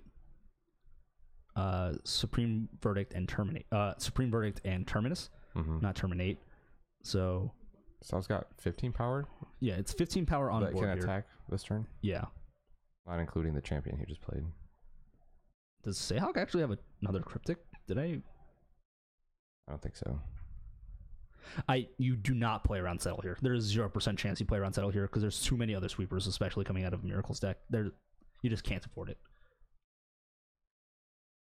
If Seahawk had Settle, he would have played it last turn off of Cryptic Command. So you have to say that he had to draw it off 2 draw steps, and at most it's a 1-off. You just don't put him on Settle. I don't like leaving back the Noble. I think everything gets in. Yeah. At the very least, force a trade. I mean, he might be nervous about it, but he should just fold. The Noble should go in. The Noble should go in. I don't like that. Mm-mm. So now he's still only swinging for 13 damage. It's exactly 13, and you know that the Colonnade is just going to jump in front of the 2-power creature. Right? Because it's 4, 8, 12. Yeah, it's just jumping in front. And that means that he gets to leave the Colonnade. But you're playing Aether Vial this turn anyways, right? No. Oh no, that's not bad. Seahawk punted. Yep. Oh, okay. No, that worked out. All right, punts and counter punts. So I expected Seahawk to block the Meddling Mage. Yeah. And just save himself 1 more points of life and 2 be able to cast Supreme Verdict on his next turn. But looks like Seahawk was just leaning towards guaranteeing casting a Terminus on the following turn. I guess that's what he was trying to do, but I don't think that's the play you can afford to make there. No, that just seemed wrong.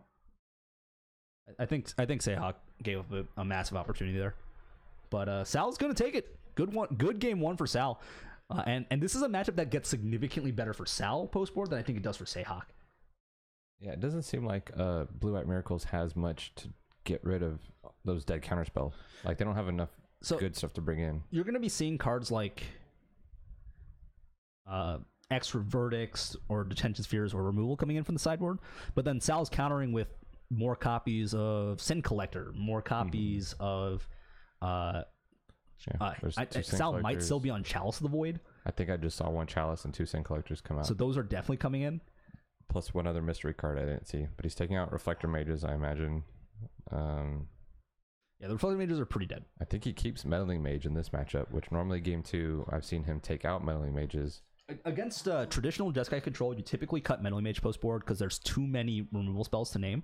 So there's just no point in trying to fight over the removal spells that way. You're better off just fighting over the hand and dealing with it that way instead.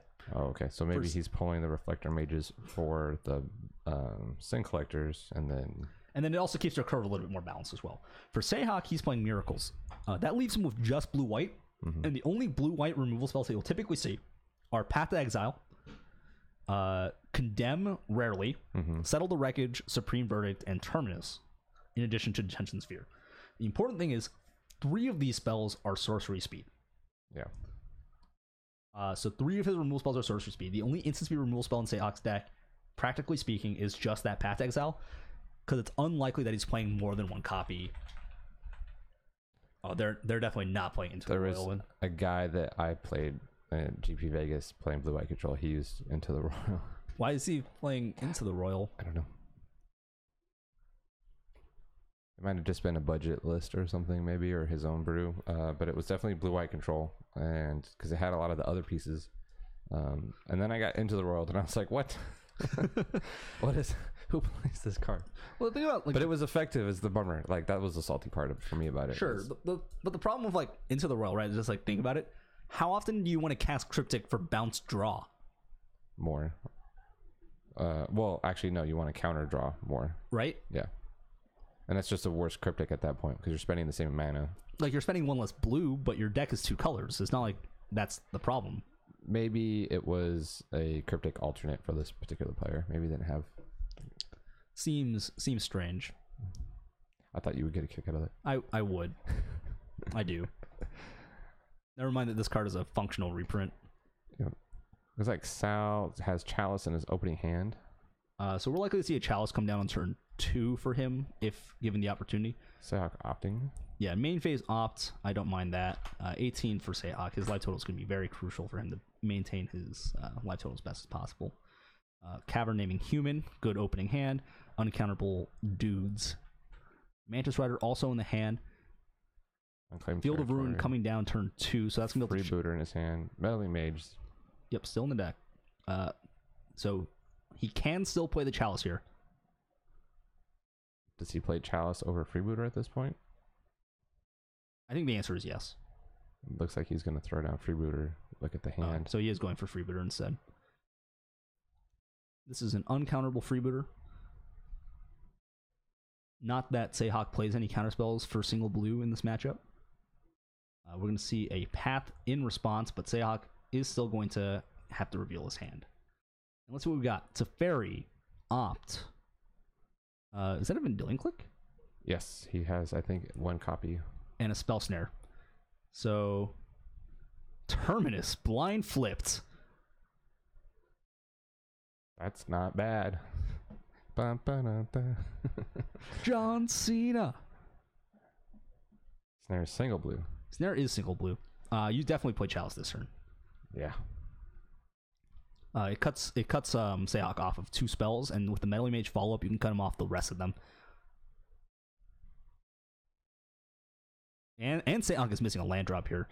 So I like playing the Meddling Mage and naming... Oh, Seahawk's letting Salvador go to his main phase? Apparently. So you're playing the Noble then, because you're only going to get 1 use from the Cavern. Noble Hierarch. You play 4 copies of Chalice of the Void.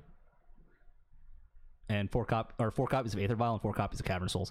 If you can resolve your Aether Vial before you play your Chalice, which is going to happen in these kind of decks, you can still cast your 1-drops through. Meddling Mage does come down, and we are going to see a Field Rune on the Cavern of Souls, and I think there was a misplay from Seahawk not hitting the Cavern on Seahawk's upkeep. Was Sal able to cast?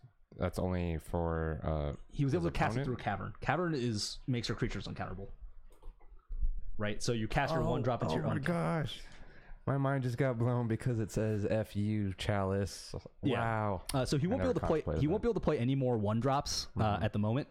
His Aether Vials are locked out, and that's the only way for him to cheat 1-drops into play until he draws into the Cavern. But if the Meddling Mage named the Vendilion Click, Seahawk could be in a lot of trouble. Because Seahawk's hand becomes completely uncastable at this point. Detention Sphere is a good draw. Not too shabby. That you don't mind because the 1-drops in Seahawk's hand are not very impactful here. The Path to Exiles would be annoying, but that's not what you're dealing with. 3 mana, Mantis Rider coming down. Yeah, I'd kind of be more worried about the opt, personally. Yeah, but I don't think the him opt is finding that scary in cards. the spot either. And this is going to be a big attack for 7. Dang. Put Seahawk down to 11, and I believe that's next turn lethal. There should not be a counter on the Lieutenant. Nope. But in for 7, Seahawk down to 11. Draw not a Miracle Terminus. Gonna see an opt, main phase. Finds a land finally, but if Vendilion Click is named, there's no blocker available for Seahawk.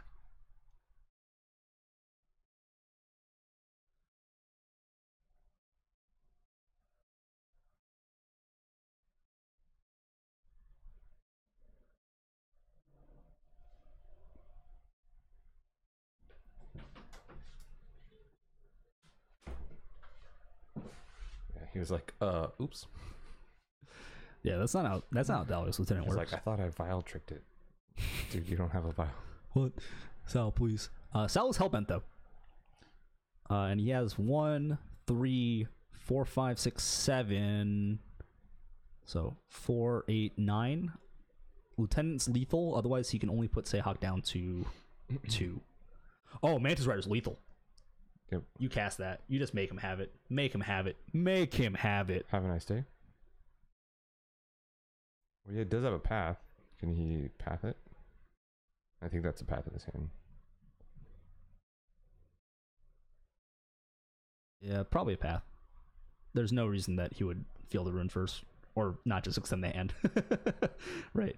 Mm-hmm. So Path has to go after the 4-power Mantis Rider here. So that's still going to attack for 1 plus 3, 4 plus 3, 7 plus 2, 9. Seahawk is down to 2. And still left with not very many castable cards in his hand. He basically needs to draw Supreme Verdict here. Or Miracle Terminus. A Miracle Terminus would be pretty epic at this point. It would be disgusting. Let's see it. Come on, Sayok. Do you believe in miracles? Do you believe? Oh! Dang. And he waves it for the crowd. Hey, easy on the mic. Easy on the. We're tripping red. I know. Oh man! Wow! Oh my god! And it is a V-click on himself to ship away one of the spells, but Sal needs to top deck something. Sin Collector is going to take a look at the hand. Teferi and double 2 Teferis and a Spell Snare. Spell Snare not doing much here. I think you just jam the Teferi in the spot, and plus you're definitely not afraid of much here. Land, untap 2 cards.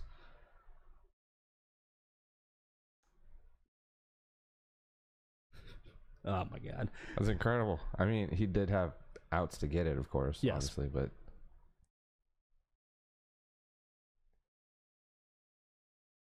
Looks like another Meddling Mage. Yeah. the question is, what is he going to name this time? Path Exile, Snapcaster Mage. I would probably say Snapcaster because he's already got. It looked like Mage, maybe. I don't know. He wrote something down, tried to show. Nobody ever shows it slow enough. They think that they're slow enough. Just flash it too fast. Again, with the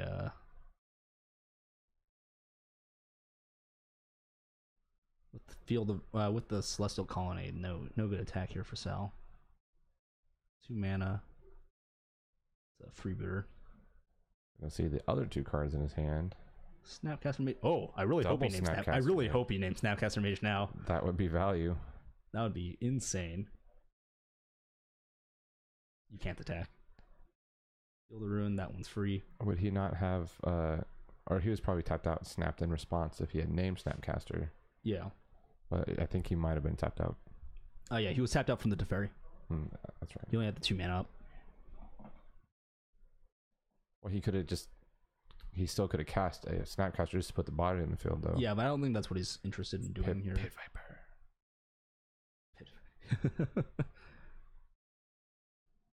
Blue Viper. Yeah. So he's just going to put it I like 2 the tuck away. here. Yep. So now he can, if he wants, snap. After live again. He can snap anything practically. Well, he can't There's snap Path Terminus. There's Path to Exiles, but that's basically all he's looking at here. Yeah, put And snap Path to the top to get it ready. Salvador passing turn back. Draws for the turn was Horizon Canopy. More draws. It's looking pretty rough for Sal here. I don't think he's going to be able to come back from that pretty sick top deck. That was an epic top deck. Search for his Kanta. Seahawk getting his value town. Keep in mind, that was the second Terminus he cast this game. That was, and they were both top deck Terminus. Yeah, like they're just blind flip Terminuses. Sometimes you get lucky. Mantis Rider is drawn, but Path Exile is in the yard, and he doesn't have enough mana to cast both this turn. Melee Mage comes down. Probably naming Snap. Target Path. Maybe he's gonna. No, I think you Cryptic just instead. I think you just snap target Path. If Sal names Path, you don't care, because you'll have a snap for another thing next turn. And if Sal names Snapcaster Mage, then you still have snap, and then you just path the Melee Mage. But he did pick Path, but he's pathing pretty aggressively here. So in that case, the Melee Mage is likely going to name that Snapcaster Mage. Search trigger. Doesn't like the land. Flips his search for his Kanta. That's very There are not 2 Teferis on the field. One was returned, and it needs to go over by the rest of the hand. That's weird. That is different. Why is What is that still doing in this game? in this game. In Not the- just what is that card doing in Magic? Like, that card is so slow. You die before that comes off suspend. 3 mana. Timely Reinforcements puts Seahawk back up to 8. And I think that's going to be a wrap. I don't think Sal can really come back from this.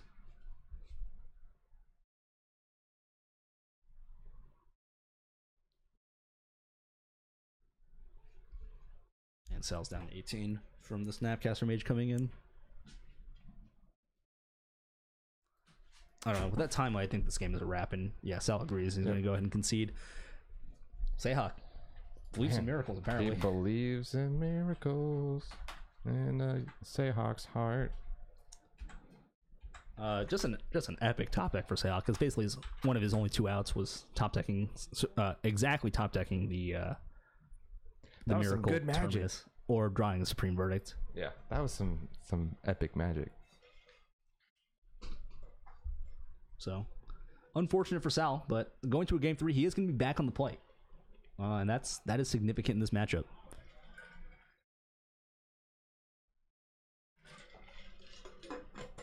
I feel like Seahawk is probably hoping for Sal to have to mulligan. I'm hungry now. I mean, I could eat. Anybody out there in the Twitchverse want to bring us some food? We are located at Collector Legion. Yeah, we sit in the bathroom. We sit in a musty bathroom We have fans now. commentating. We have fans, but it doesn't do a whole lot. We still need the air to go somewhere. Yeah, the answer is it just stays in here, You probably hear our fans, but I don't care. but we have them now, and it's better than it was before. Yes, because now it's humid. It's no longer a dry heat. I think that is hitting my mic. I'm gonna scoot it Yeah, that way. I heard it for a bit, and then it kind of like stopped for a moment, and now it's gone.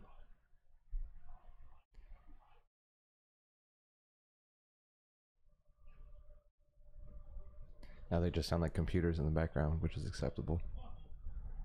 No, we can pretend like we have more than one.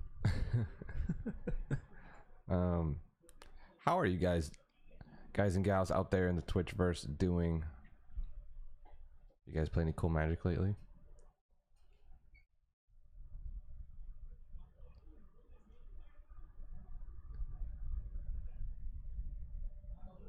It's blowing on somebody there. Let's see.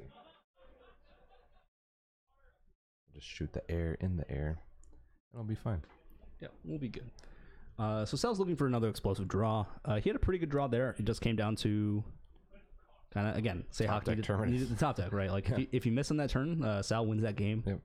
I think if he missed the first top deck, he would have been. Would he I have think made he it also to the would second have. I one? think he also would have died. Yeah. I think the champion would have been too much pressure, Mm-hmm.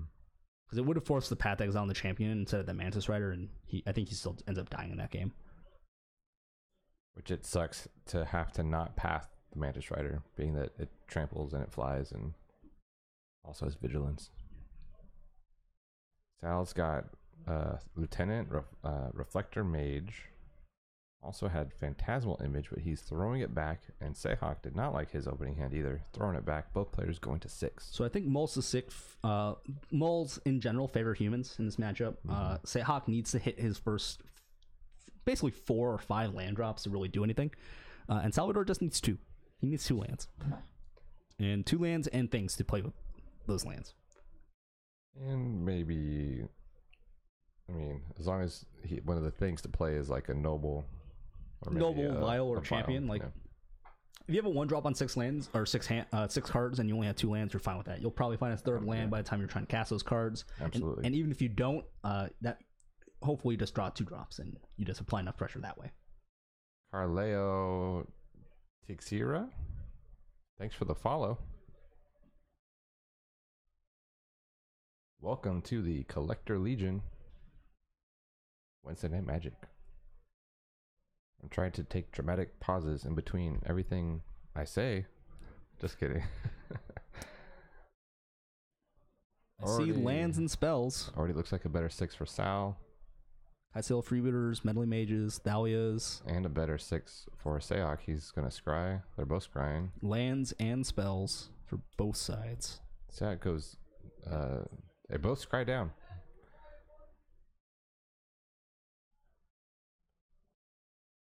No turn 1 for Sal. That's pretty bad. Yeah, I mean, his hand didn't look like it had turn 1, but Seahawk is shocking for this Ancestral Visions. That enters with 4 counters.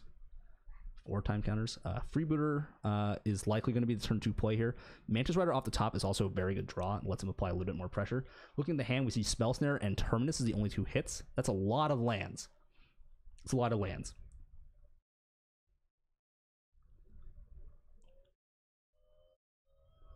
See a Serum Vision. That's going to be really good for Seahawk. It's going to find him some action. Indeed. Scrying 2 and then drawing 1. It looks like he's... I see a Snapcaster Mage and he's topping. Yep.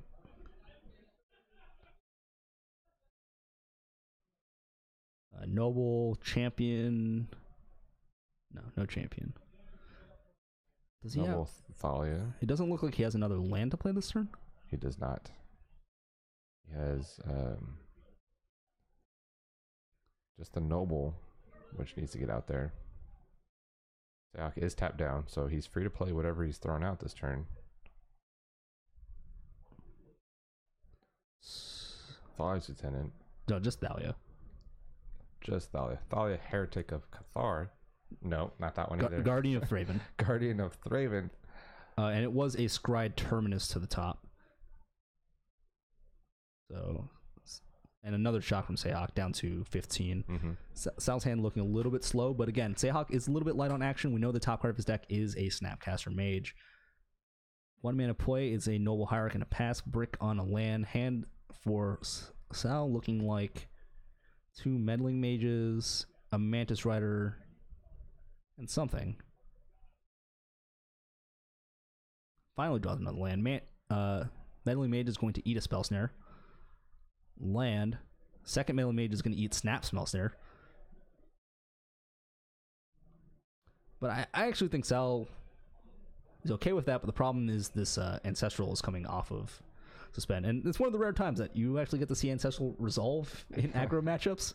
Mm-hmm. It's not common at all, but Sal's going to eat this too. Yep.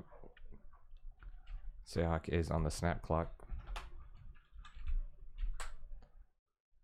It's technically a 10-turn clock. Yeah, that's true. 4 mana at the ready for Sal, or for Seahawk, and Sal for that matter. This is a Militia Bugler, and that's going to eat a Cryptic Command. Counter draw. Bugler, unfortunately, not going to resolve here.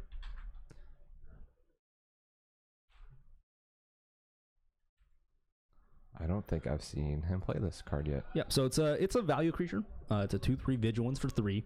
And when ETBs, you get to look at the top 4 and add a creature with power 2 or less to your hand. So any of your creatures. Every creature besides Mantis Rider. Oh, Mantis Rider is 3. Yeah. Mantis Rider is the only miss in the deck. So most of your deck. Almost all of it. That's a lot of value for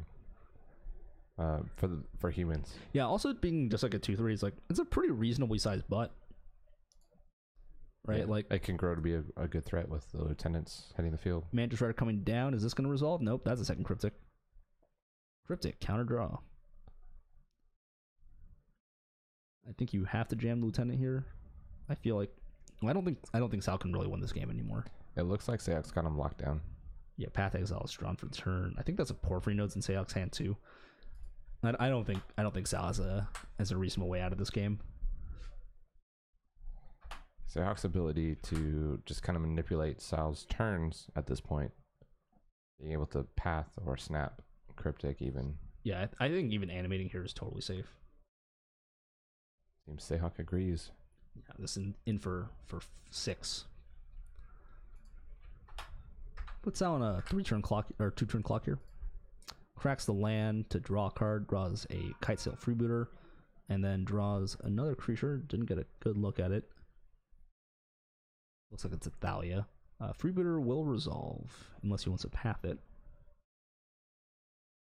Yeah, no, I don't think it matters. Ghost Quarter and Terminus. Terminus is going to get cast. Lieutenant? I don't like that. That seems bad. Seahawk is going to just attack. Or seems real bad. He's not even going to attack. He just wants to bottom deck his snap. And then fetch. Yeah, I like that. So I like Hardcasting Terminus at CERN. Because it's a 3-for-2 and you don't really care about your Snapcaster Mage dying. And then you can fetch and try to redraw the Snapcaster Mage. Mm-hmm. Sayhawk agrees. Hardcast the Terminus. Sayhawk will shuffle on end step. Path Exile comes back to the hand, so you can already answer the next threat that Sal plays anyways. Draw for turn. Mantis Rider. Second Bugler. So it wasn't a Thalia in hand. Top 4, Champion of the Parish and Mantis Rider are the creatures amongst them, and 2 lands. Champion the only legal hit. Mm-hmm. But still gets him a card. And fetch for Sayhawk down to 13.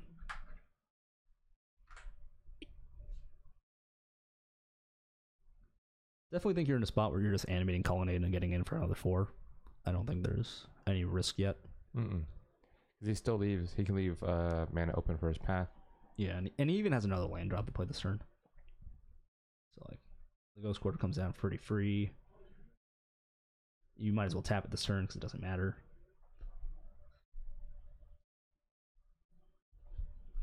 It's going to Field of Ruin, the Unclaimed Territory. Yeah. Sending out his own deck. I wonder how many lands Sayhawk runs. It's probably in the 24, 26. Probably 25 or 26. And it's going to be a Field of Ruin as well on the Unclaimed Territory. So the Mantis Rider is uncastable at the moment. Or Ghost Quarter on the Unclaimed Territory. Mm-hmm. Mantis Rider is uncastable, and we still have the 5 mana up to activate and activate the Colonnade to get in for another 4. So I like getting in for 4 here. I think the attack is free. You still get to hold up path. I believe Sal only has 2 basic lands in his whole deck. Yes, only 2. 1 plains and 1 which is island. actually 1 more than usual. Yes. It is not common. But unfortunately, Sal getting completely hosed by that Phantasmal Image. Really? Sayhawk's letting that hit the battlefield? I disagree. Because if you path his Bugler... If you path the Bugler, there's no valid target. There's no then target and it goes just away. dies. Or 6, not 4. Maybe he wants to save his path for something that's more of a viable threat. I don't know, because that just puts more... Like, it puts Sal off of every threat on the board. Mm-hmm. But, okay. And you know Sal is out of basics, so... Right. Path is just value at this point. Yeah. Yeah. And without any black sources anyways, it's not like he can block your Colonnade on the following turn. Sal's down to 2. Gonna need to find a way to beat these Colonnades or block. He could top deck at Terminus. No, top deck's another Mantis Rider. Vendilion Click in the draw step. You can keep it. No. You don't take that. What if he draws something relevant? Like a land. He's still dead, but like, you know. Mm-hmm. Get in there. All your creatures have Vigilance. And Salvador is going to scoop it up. Sayhawk takes it 2-1 over Salvador with Miracles. Indeed. That game too, though. I mean, it basically just came down to that one turn, right? Like if Salvador doesn't die on that one, or if he doesn't get Terminus or swept on that one turn, or if he top decks a Mantis Rider, that would have been the game. That would have been. And unfortunately, just a brick on that spot. Baneslayer Angels were sided in, along with Disenchant to hit the Vials. So interesting sideboarding choices for Sayhawk. And it looks like Sal brought in Kasali Pride Mage to try to hit Detention Sphere. I believe so. That's the only enchantment removal that humans runs. It's not even a human. It runs Rexade sometimes, which is also not human.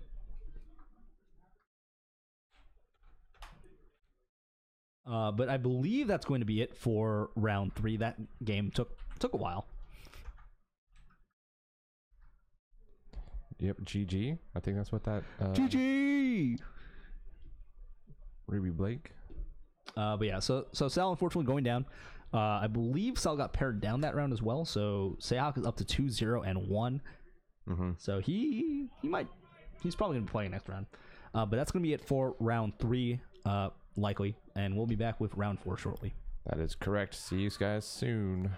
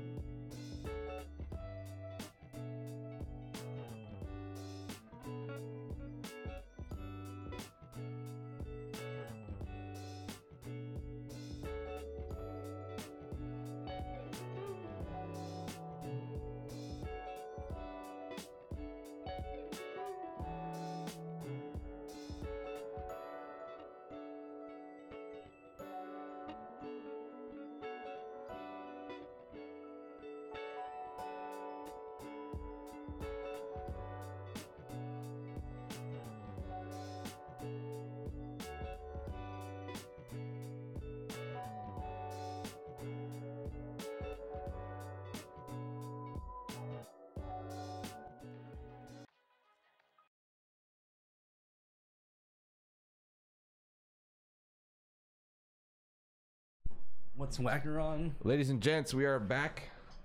What's Wagner on again? Wagner, aka Swag Daddy, he is on Oh yeah, the green affinity deck. Green Affinity, Hardened Affinity. Yeah, Hardened Scales affinity. And then Andrew, I believe, He's on Mono Green Tron. Mono Green Tron. Our only Tron player tonight. Yeah, he's using Jake's deck. So this matchup is pretty good for affinity usually. They have a pretty fast clock. Hardened Scales actually I think has almost faster clock sometimes. But sometimes Tron just plays an O-Stone on turn 3 and you didn't kill them fast enough and you lose. And that's kind of the scary thing here for Wagner. Can he kill Andrew before he gets things going with Tron? Luckily, you are talking about a matchup where cards like Ugin and Karn aren't at their best. They generally don't do enough to impact the board each time. They can only remove one permanent per turn. But on the other hand, O-Stone overperforms in this matchup. Yeah, O-Stone just wrecks everything.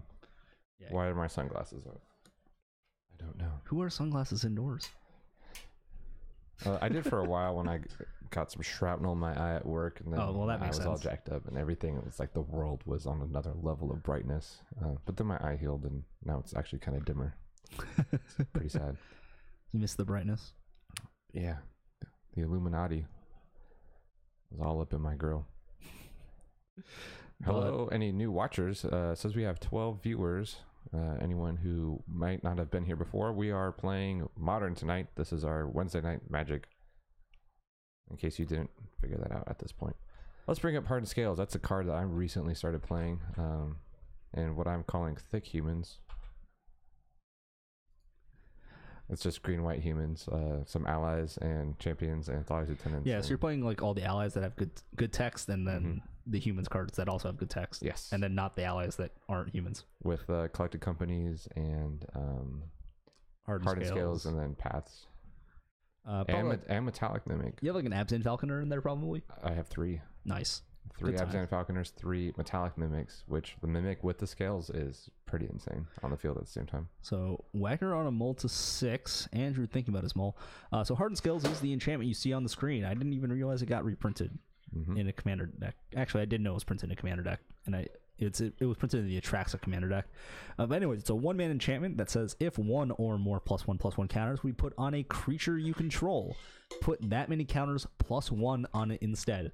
So if your creature is like an Arcbound Worker, which enters with modular 1, you will get 2 counters.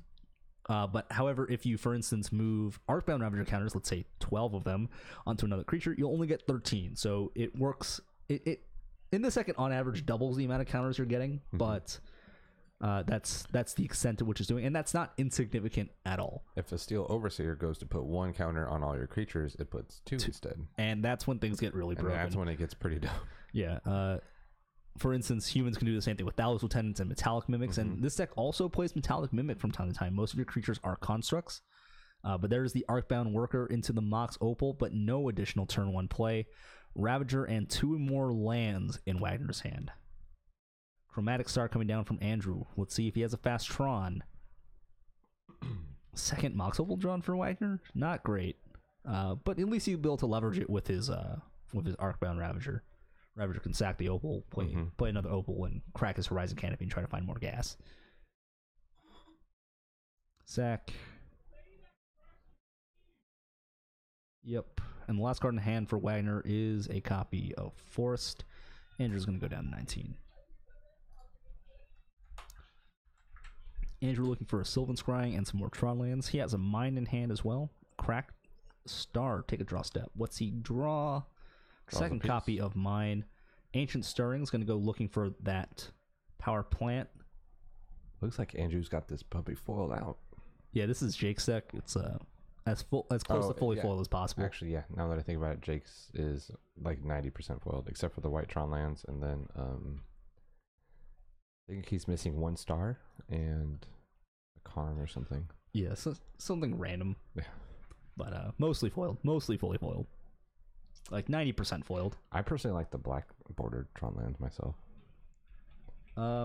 I just have one particular issue with like a very specific mine.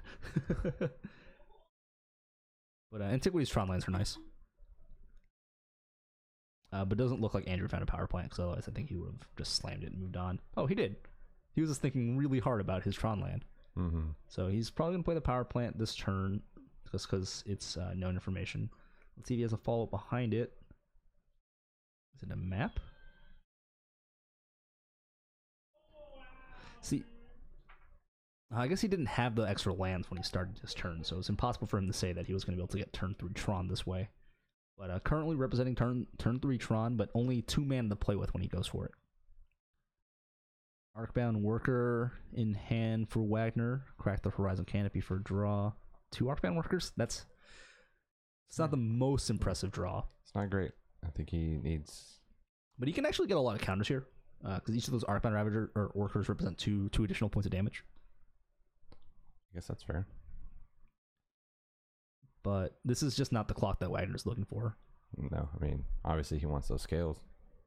Scaly robots? Yeah, I mean, he just didn't find one of his like big payoffs, right? Like no scales, no Steel Overseer, just an Arcbound Ravager, which is fine, but not enough. And yeah, 3 damage here. Sacking the Opal up to 4 damage. Is he gonna sack a Worker?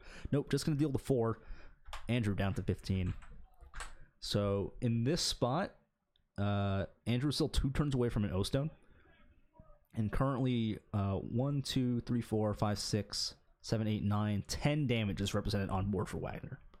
So Hardened Scales out the top is lethal. Indeed, because he could just sack and create the scales he needs. Yeah. There's the Tron. What's the follow-up for what? Andrew?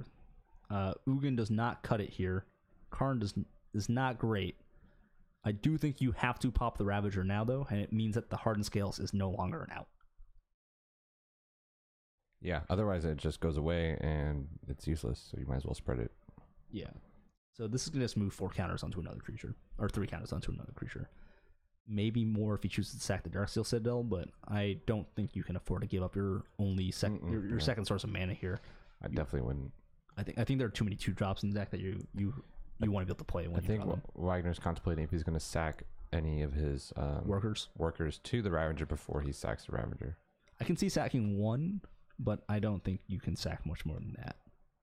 So he's going to sack just the one, sack the Ravager to itself, get the counters up to a 4/4 on the Arcbound Worker.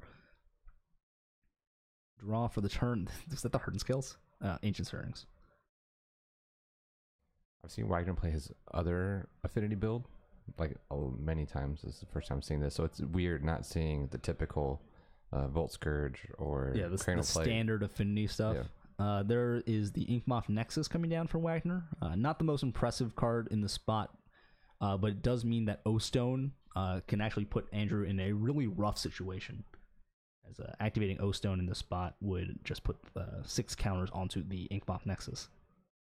So yeah, it is going to be an attack at the Karn. Otherwise, Karn would just exile that Inkmoth Nexus anyways. Mm-hmm. And passing the turn back. Andrew up to 9 mana available on his turn with the extra mine in his hand. Ulamog would be a pretty sick draw if he had it in a turn from now. Trying to see what the rest of his hand is, but he's holding his cards at just enough, not of an angle. Yeah, I know, right? Can't see Star, if he's got 1 threats. green floating, a draw, 8 mana available this turn. Sylvan Scrying. What's the draw off that? Oh no, it was Ancient Stirrings. Okay. 1. Is that a Walking Ballista? It is. Ballista seems pretty good here, loading it up and... The issue with the Ballista is the worker. The worker is... You're just going to move the counters onto the really big worker. Well, I mean, just for shooting Wagner to the face, like blocking, and then before damage, just shoot Wagner. I don't know if that's exactly what you're going to be doing with your mana this turn, though. I think you need to apply a little bit more pressure. But I'm definitely still a fan of the Ballista in this spot. It threatens to remove a lot of the creatures on the in play. Mm-hmm. And it's something you can pump more creatures into. But Worldbreaker... I mean, Worldbreaker is nice, too. That exiles, and that's really significant here, because that means there is no green mana floating for Andrew. So Andrew cannot cast this turn. But Worldbreaker is a 7 mana 5/7, blocks like a champ, with Devoid, it's colorless for some reason, and reach. And when it enters the battlefield, it acidic slimes something, except instead of destroying, it exiles. So it hits specifically artifacts, enchantments, or lands, which conveniently is Wagner's entire deck. True. The question is what is the best thing to exile? Is it the Inkmoth at this point? With the fact that it can block, I think you're going to go after the Arcbound worker with 4 counters. That removes the 4 counters from play permanently because it gets exiled instead of dying, so modular never triggers. And then that leaves you with your 5/7 against it has 2. Yeah, and then it just has reach, so it'll just block the Inkmoth all day. And Sanctum of Ugin is also a good card to grab here, although you can't play it this turn. But Andrew, I believe, has a sphere in his hand, so he's still able to drop the. He does the big 5/7 Eldrazi next turn. Yeah, there's a sphere. He's cracking it immediately. That's Apparently. interesting decision. Does he better have another source of green mana then? Oh, he actually top decked the O-Stone. That's really good.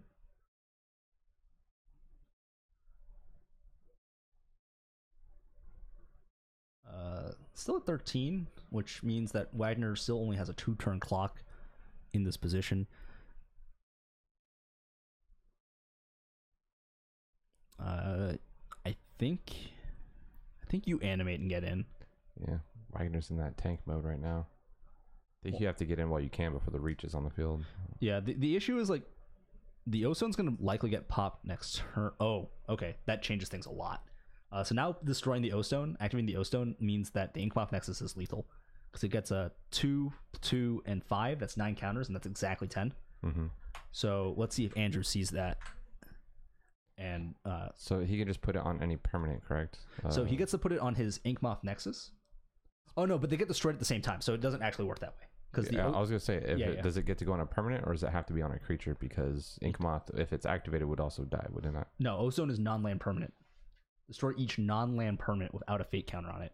So Inkmoth Nexus is still a land. Oh, so you just activate it. It's there. It's a valid target for the modular. Exactly. Does not get affected by O-Stone. Smooth. Ban Ancient Stirrings. Yes, please. With that sequence, I think Andrew can afford to pass the turn. If the Inkmoth will animate and attack next turn, you will just eat the 7 Infect, and then you can play World Breaker and exile the Inkmoth Nexus. And I think you're in a good spot after that. And Wagner knows about World Breaker at this point. Like he saw. Yeah, it was hit off the Ancient Stirrings. Ulamog is another good card if he has it in the spot. Ulamog will exile the 4 and the Inkmoth Nexus, or the 4 and the Hardened Scales. Both of them equally valid options here. Mm-hmm. And it'll let him fetch up another Ulamog. Yeah, cuts the threats or down. a Walking Ballista.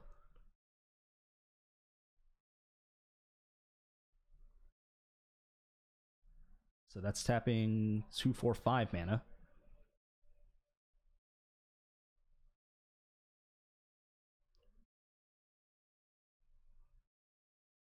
Yeah, he's just counting. But what he doesn't realize is that the Hard Scales actually doesn't count the counters being moved here. So it is actually safe to activate the O-Stone.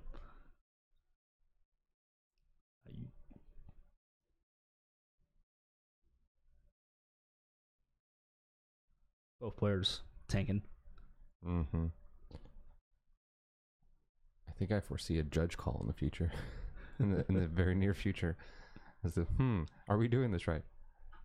Yeah. I think it's possible. Wagner pointing at the Inkmoth, so I think Andrew's trying to figure out if the counters get put onto the Inkmoth. The answer is the counters do get put there, but they will not get +1. And yep. So it is an animate. It's going to get the 6 counters because those all get destroyed at the same time, but the modular triggers go on the stack after everything's been destroyed. It wouldn't become 7. So it becomes a 7/7. Yeah, it gets 6 counters and becomes a 7/7. Right, yeah. And what is Wagner's Andrew's follow-up? 2 mana. Oh, the map should be destroyed. All right. By his own O-Stone. James going out to correct this board state. Andrew using the floating mana to crack his sphere, draw a card. Then get a good look at what he got. Yep, there goes the map. Force in hand. Other cards in hand. Worldbreaker is going to be able to exile the Inkmoth Nexus next turn. So not a lot of danger for Andrew right now. Does have the green floating, plays a relic with the green floating, and passes the turn back. Curious as to why he didn't bring down the Worldbreaker. He didn't have enough mana after popping the O-Stone.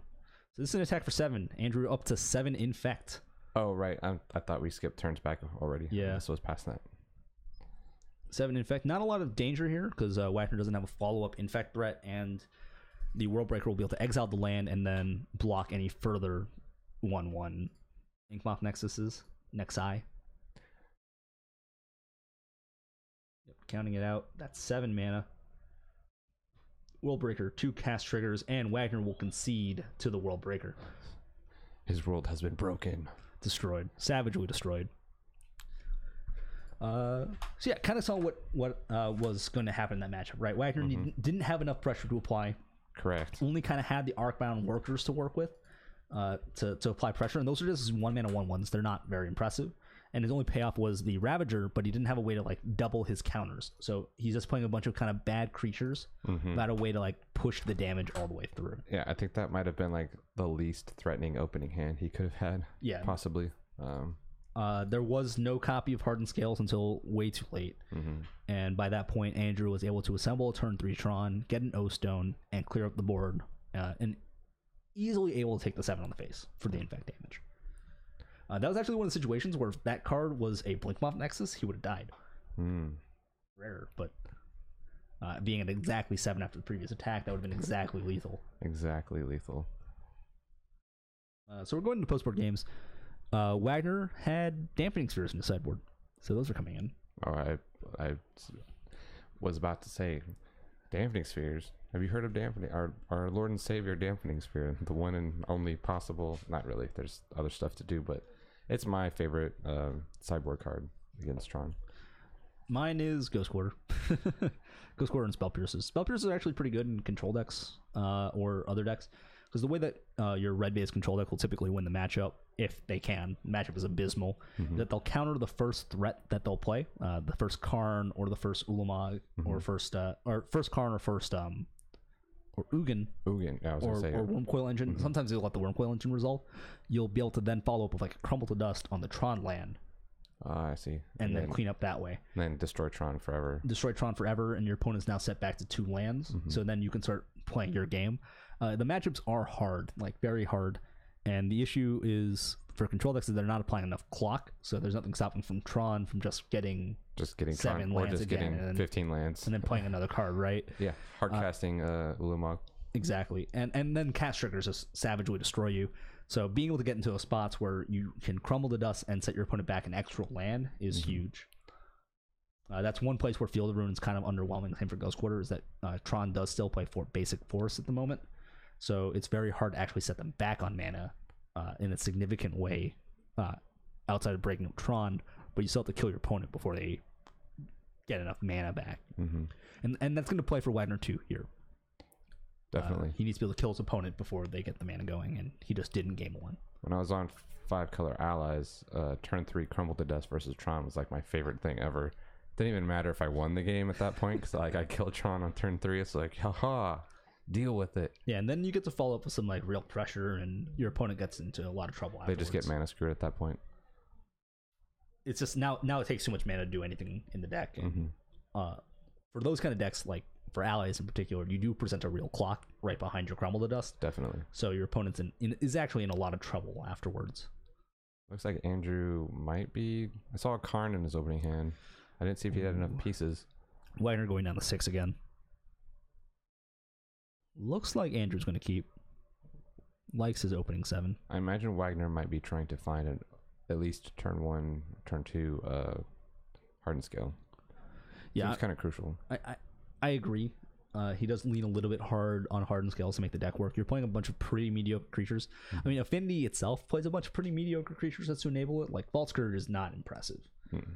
you But the put a second cranial plate point, on it. yeah, when you put a cranial plating and now it does something. But for Wagner, his arcbound workers can get blocked by ground creatures. Then it doesn't just randomly have flying. So the fact is, without a hardened scales, your deck just doesn't really have the explosiveness. And you also play things like Walking Ballista, so that's another way to kind of leverage your counters. But again, same spot for Wagner. He does need a hardened scales to really leverage that explosiveness. Down to 6. Not Doing the getting head thing, good trying luck. to turn my head and see. It looks like a ballista. I see an Ancient Stirrings as well. Ancient Stirrings. But it's looking like Wagner's going to take a keep scry to the bottom. I see an Opal, Forest, Opal, Ancient Stirrings.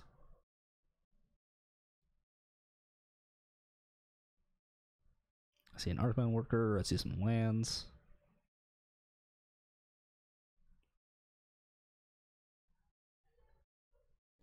Trying to decide if he needs a body. Oh, Ballista. That's a card. Not bad if he has a follow-up Hardened Scales, and I think he does. I think he does have a Hardened Scales in his hand. Tower map go. Ooh, this could be a potential turn 3 Tron. Welding Jar. Drexel Citadel. Mox Opal online. Welding jar is cute. Ancient Stirrings. Not a Hardened Scales, unfortunately. Looks like he's throwing away hardened scales at this point. Yeah, unfortunately, you can't grab that one with Ancient Stirrings, as good as it might be. Hangerback Walker. That's a good one. That's another good one. I could see the value there. And just playing it on 1. We see. I think this is a turn 3 Tron from Andrew. Yeah, it is a turn 3 Tron from Andrew. So Wagner has not applied any pressure at all this game. It's like negative pressure at this point. Yeah. So Inkmoth Nexus. We know the Walking Ballista's in hand. There's 2 in hand, correct? Is it 2? I think he had one and then pulled one. That's definitely not where he wants to be this game. I think you're right. I think that's 2 Walking Ballistas. So we could ballista for 1 or ballista for 2. Neither of those options seem. Neither seem good. Yeah. Especially like you kind of want to Especially activate your Hangerback Walker Because too. like Karn's coming out next turn. Yeah, it's like Karn's gonna go after your Inkmoth Nexus, and that's terrifying. I do think you have to play it at least for 1 because of the Karn. You kind of have to give that much respect to it. So you got to be able to at least remove the Karn from play.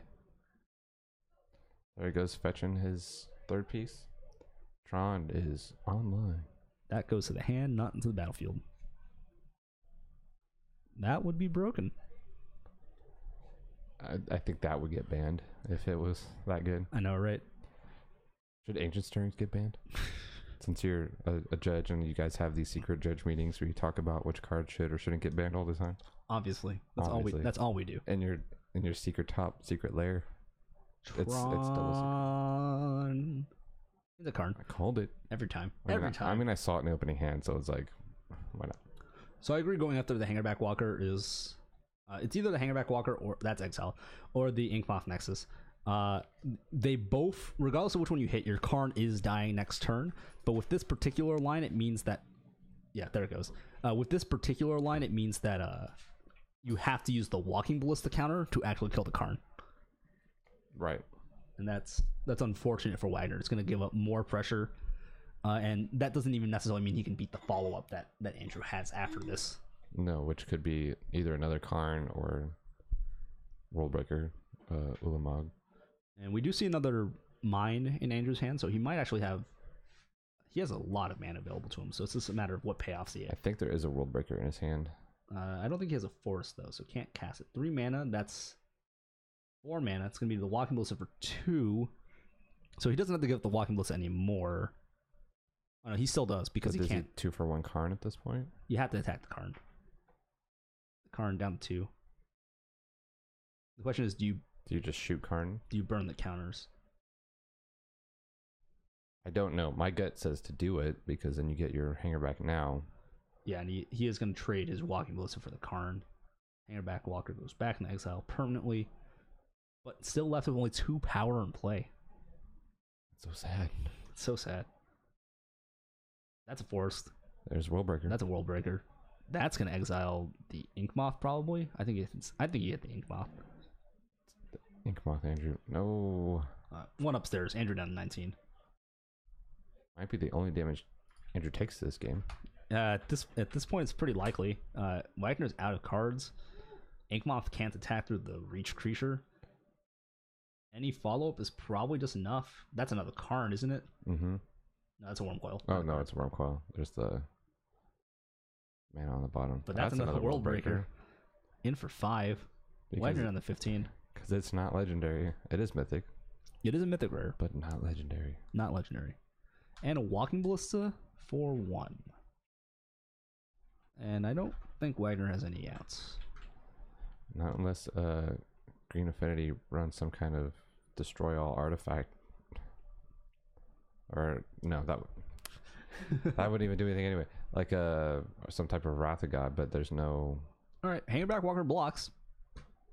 It blocks real good. Let's see the third World Breaker.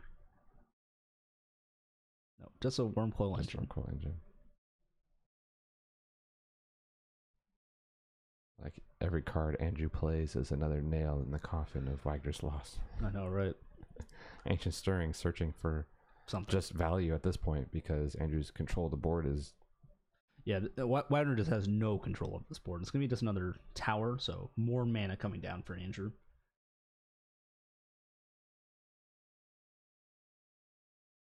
Plays a tower. Plays a second Wormcoil Engine. I think you just get in for 10. Because why not? You have to block. Wagner has to block, right? Like, yeah, of course. How is he not going to block? Because he just guaranteed dies next turn if he doesn't block.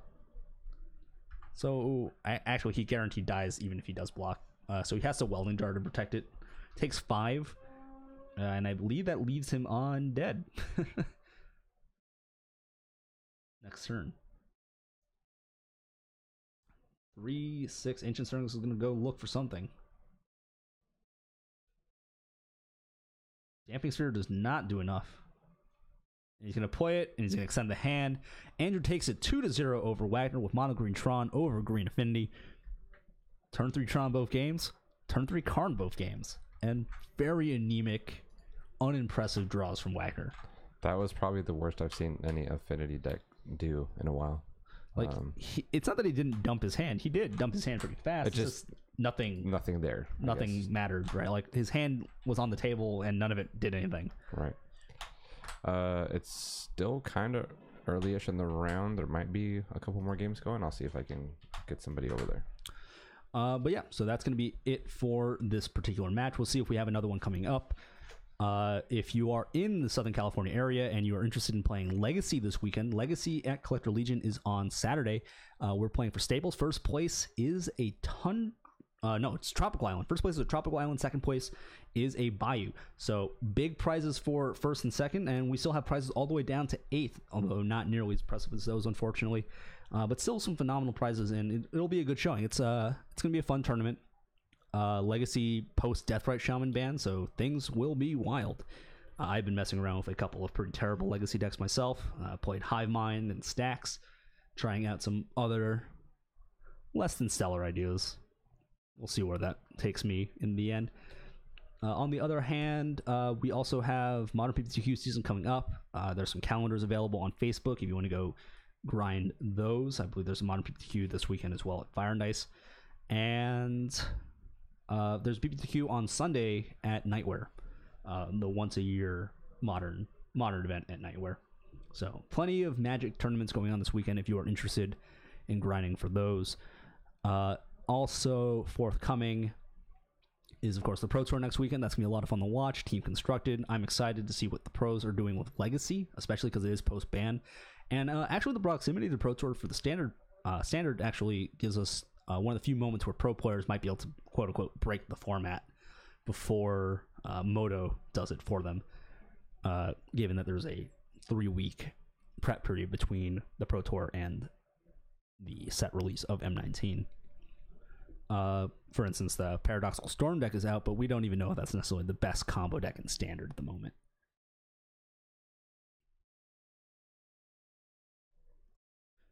Well, while I'm here, if you guys have any questions, I'm always ready to answer them.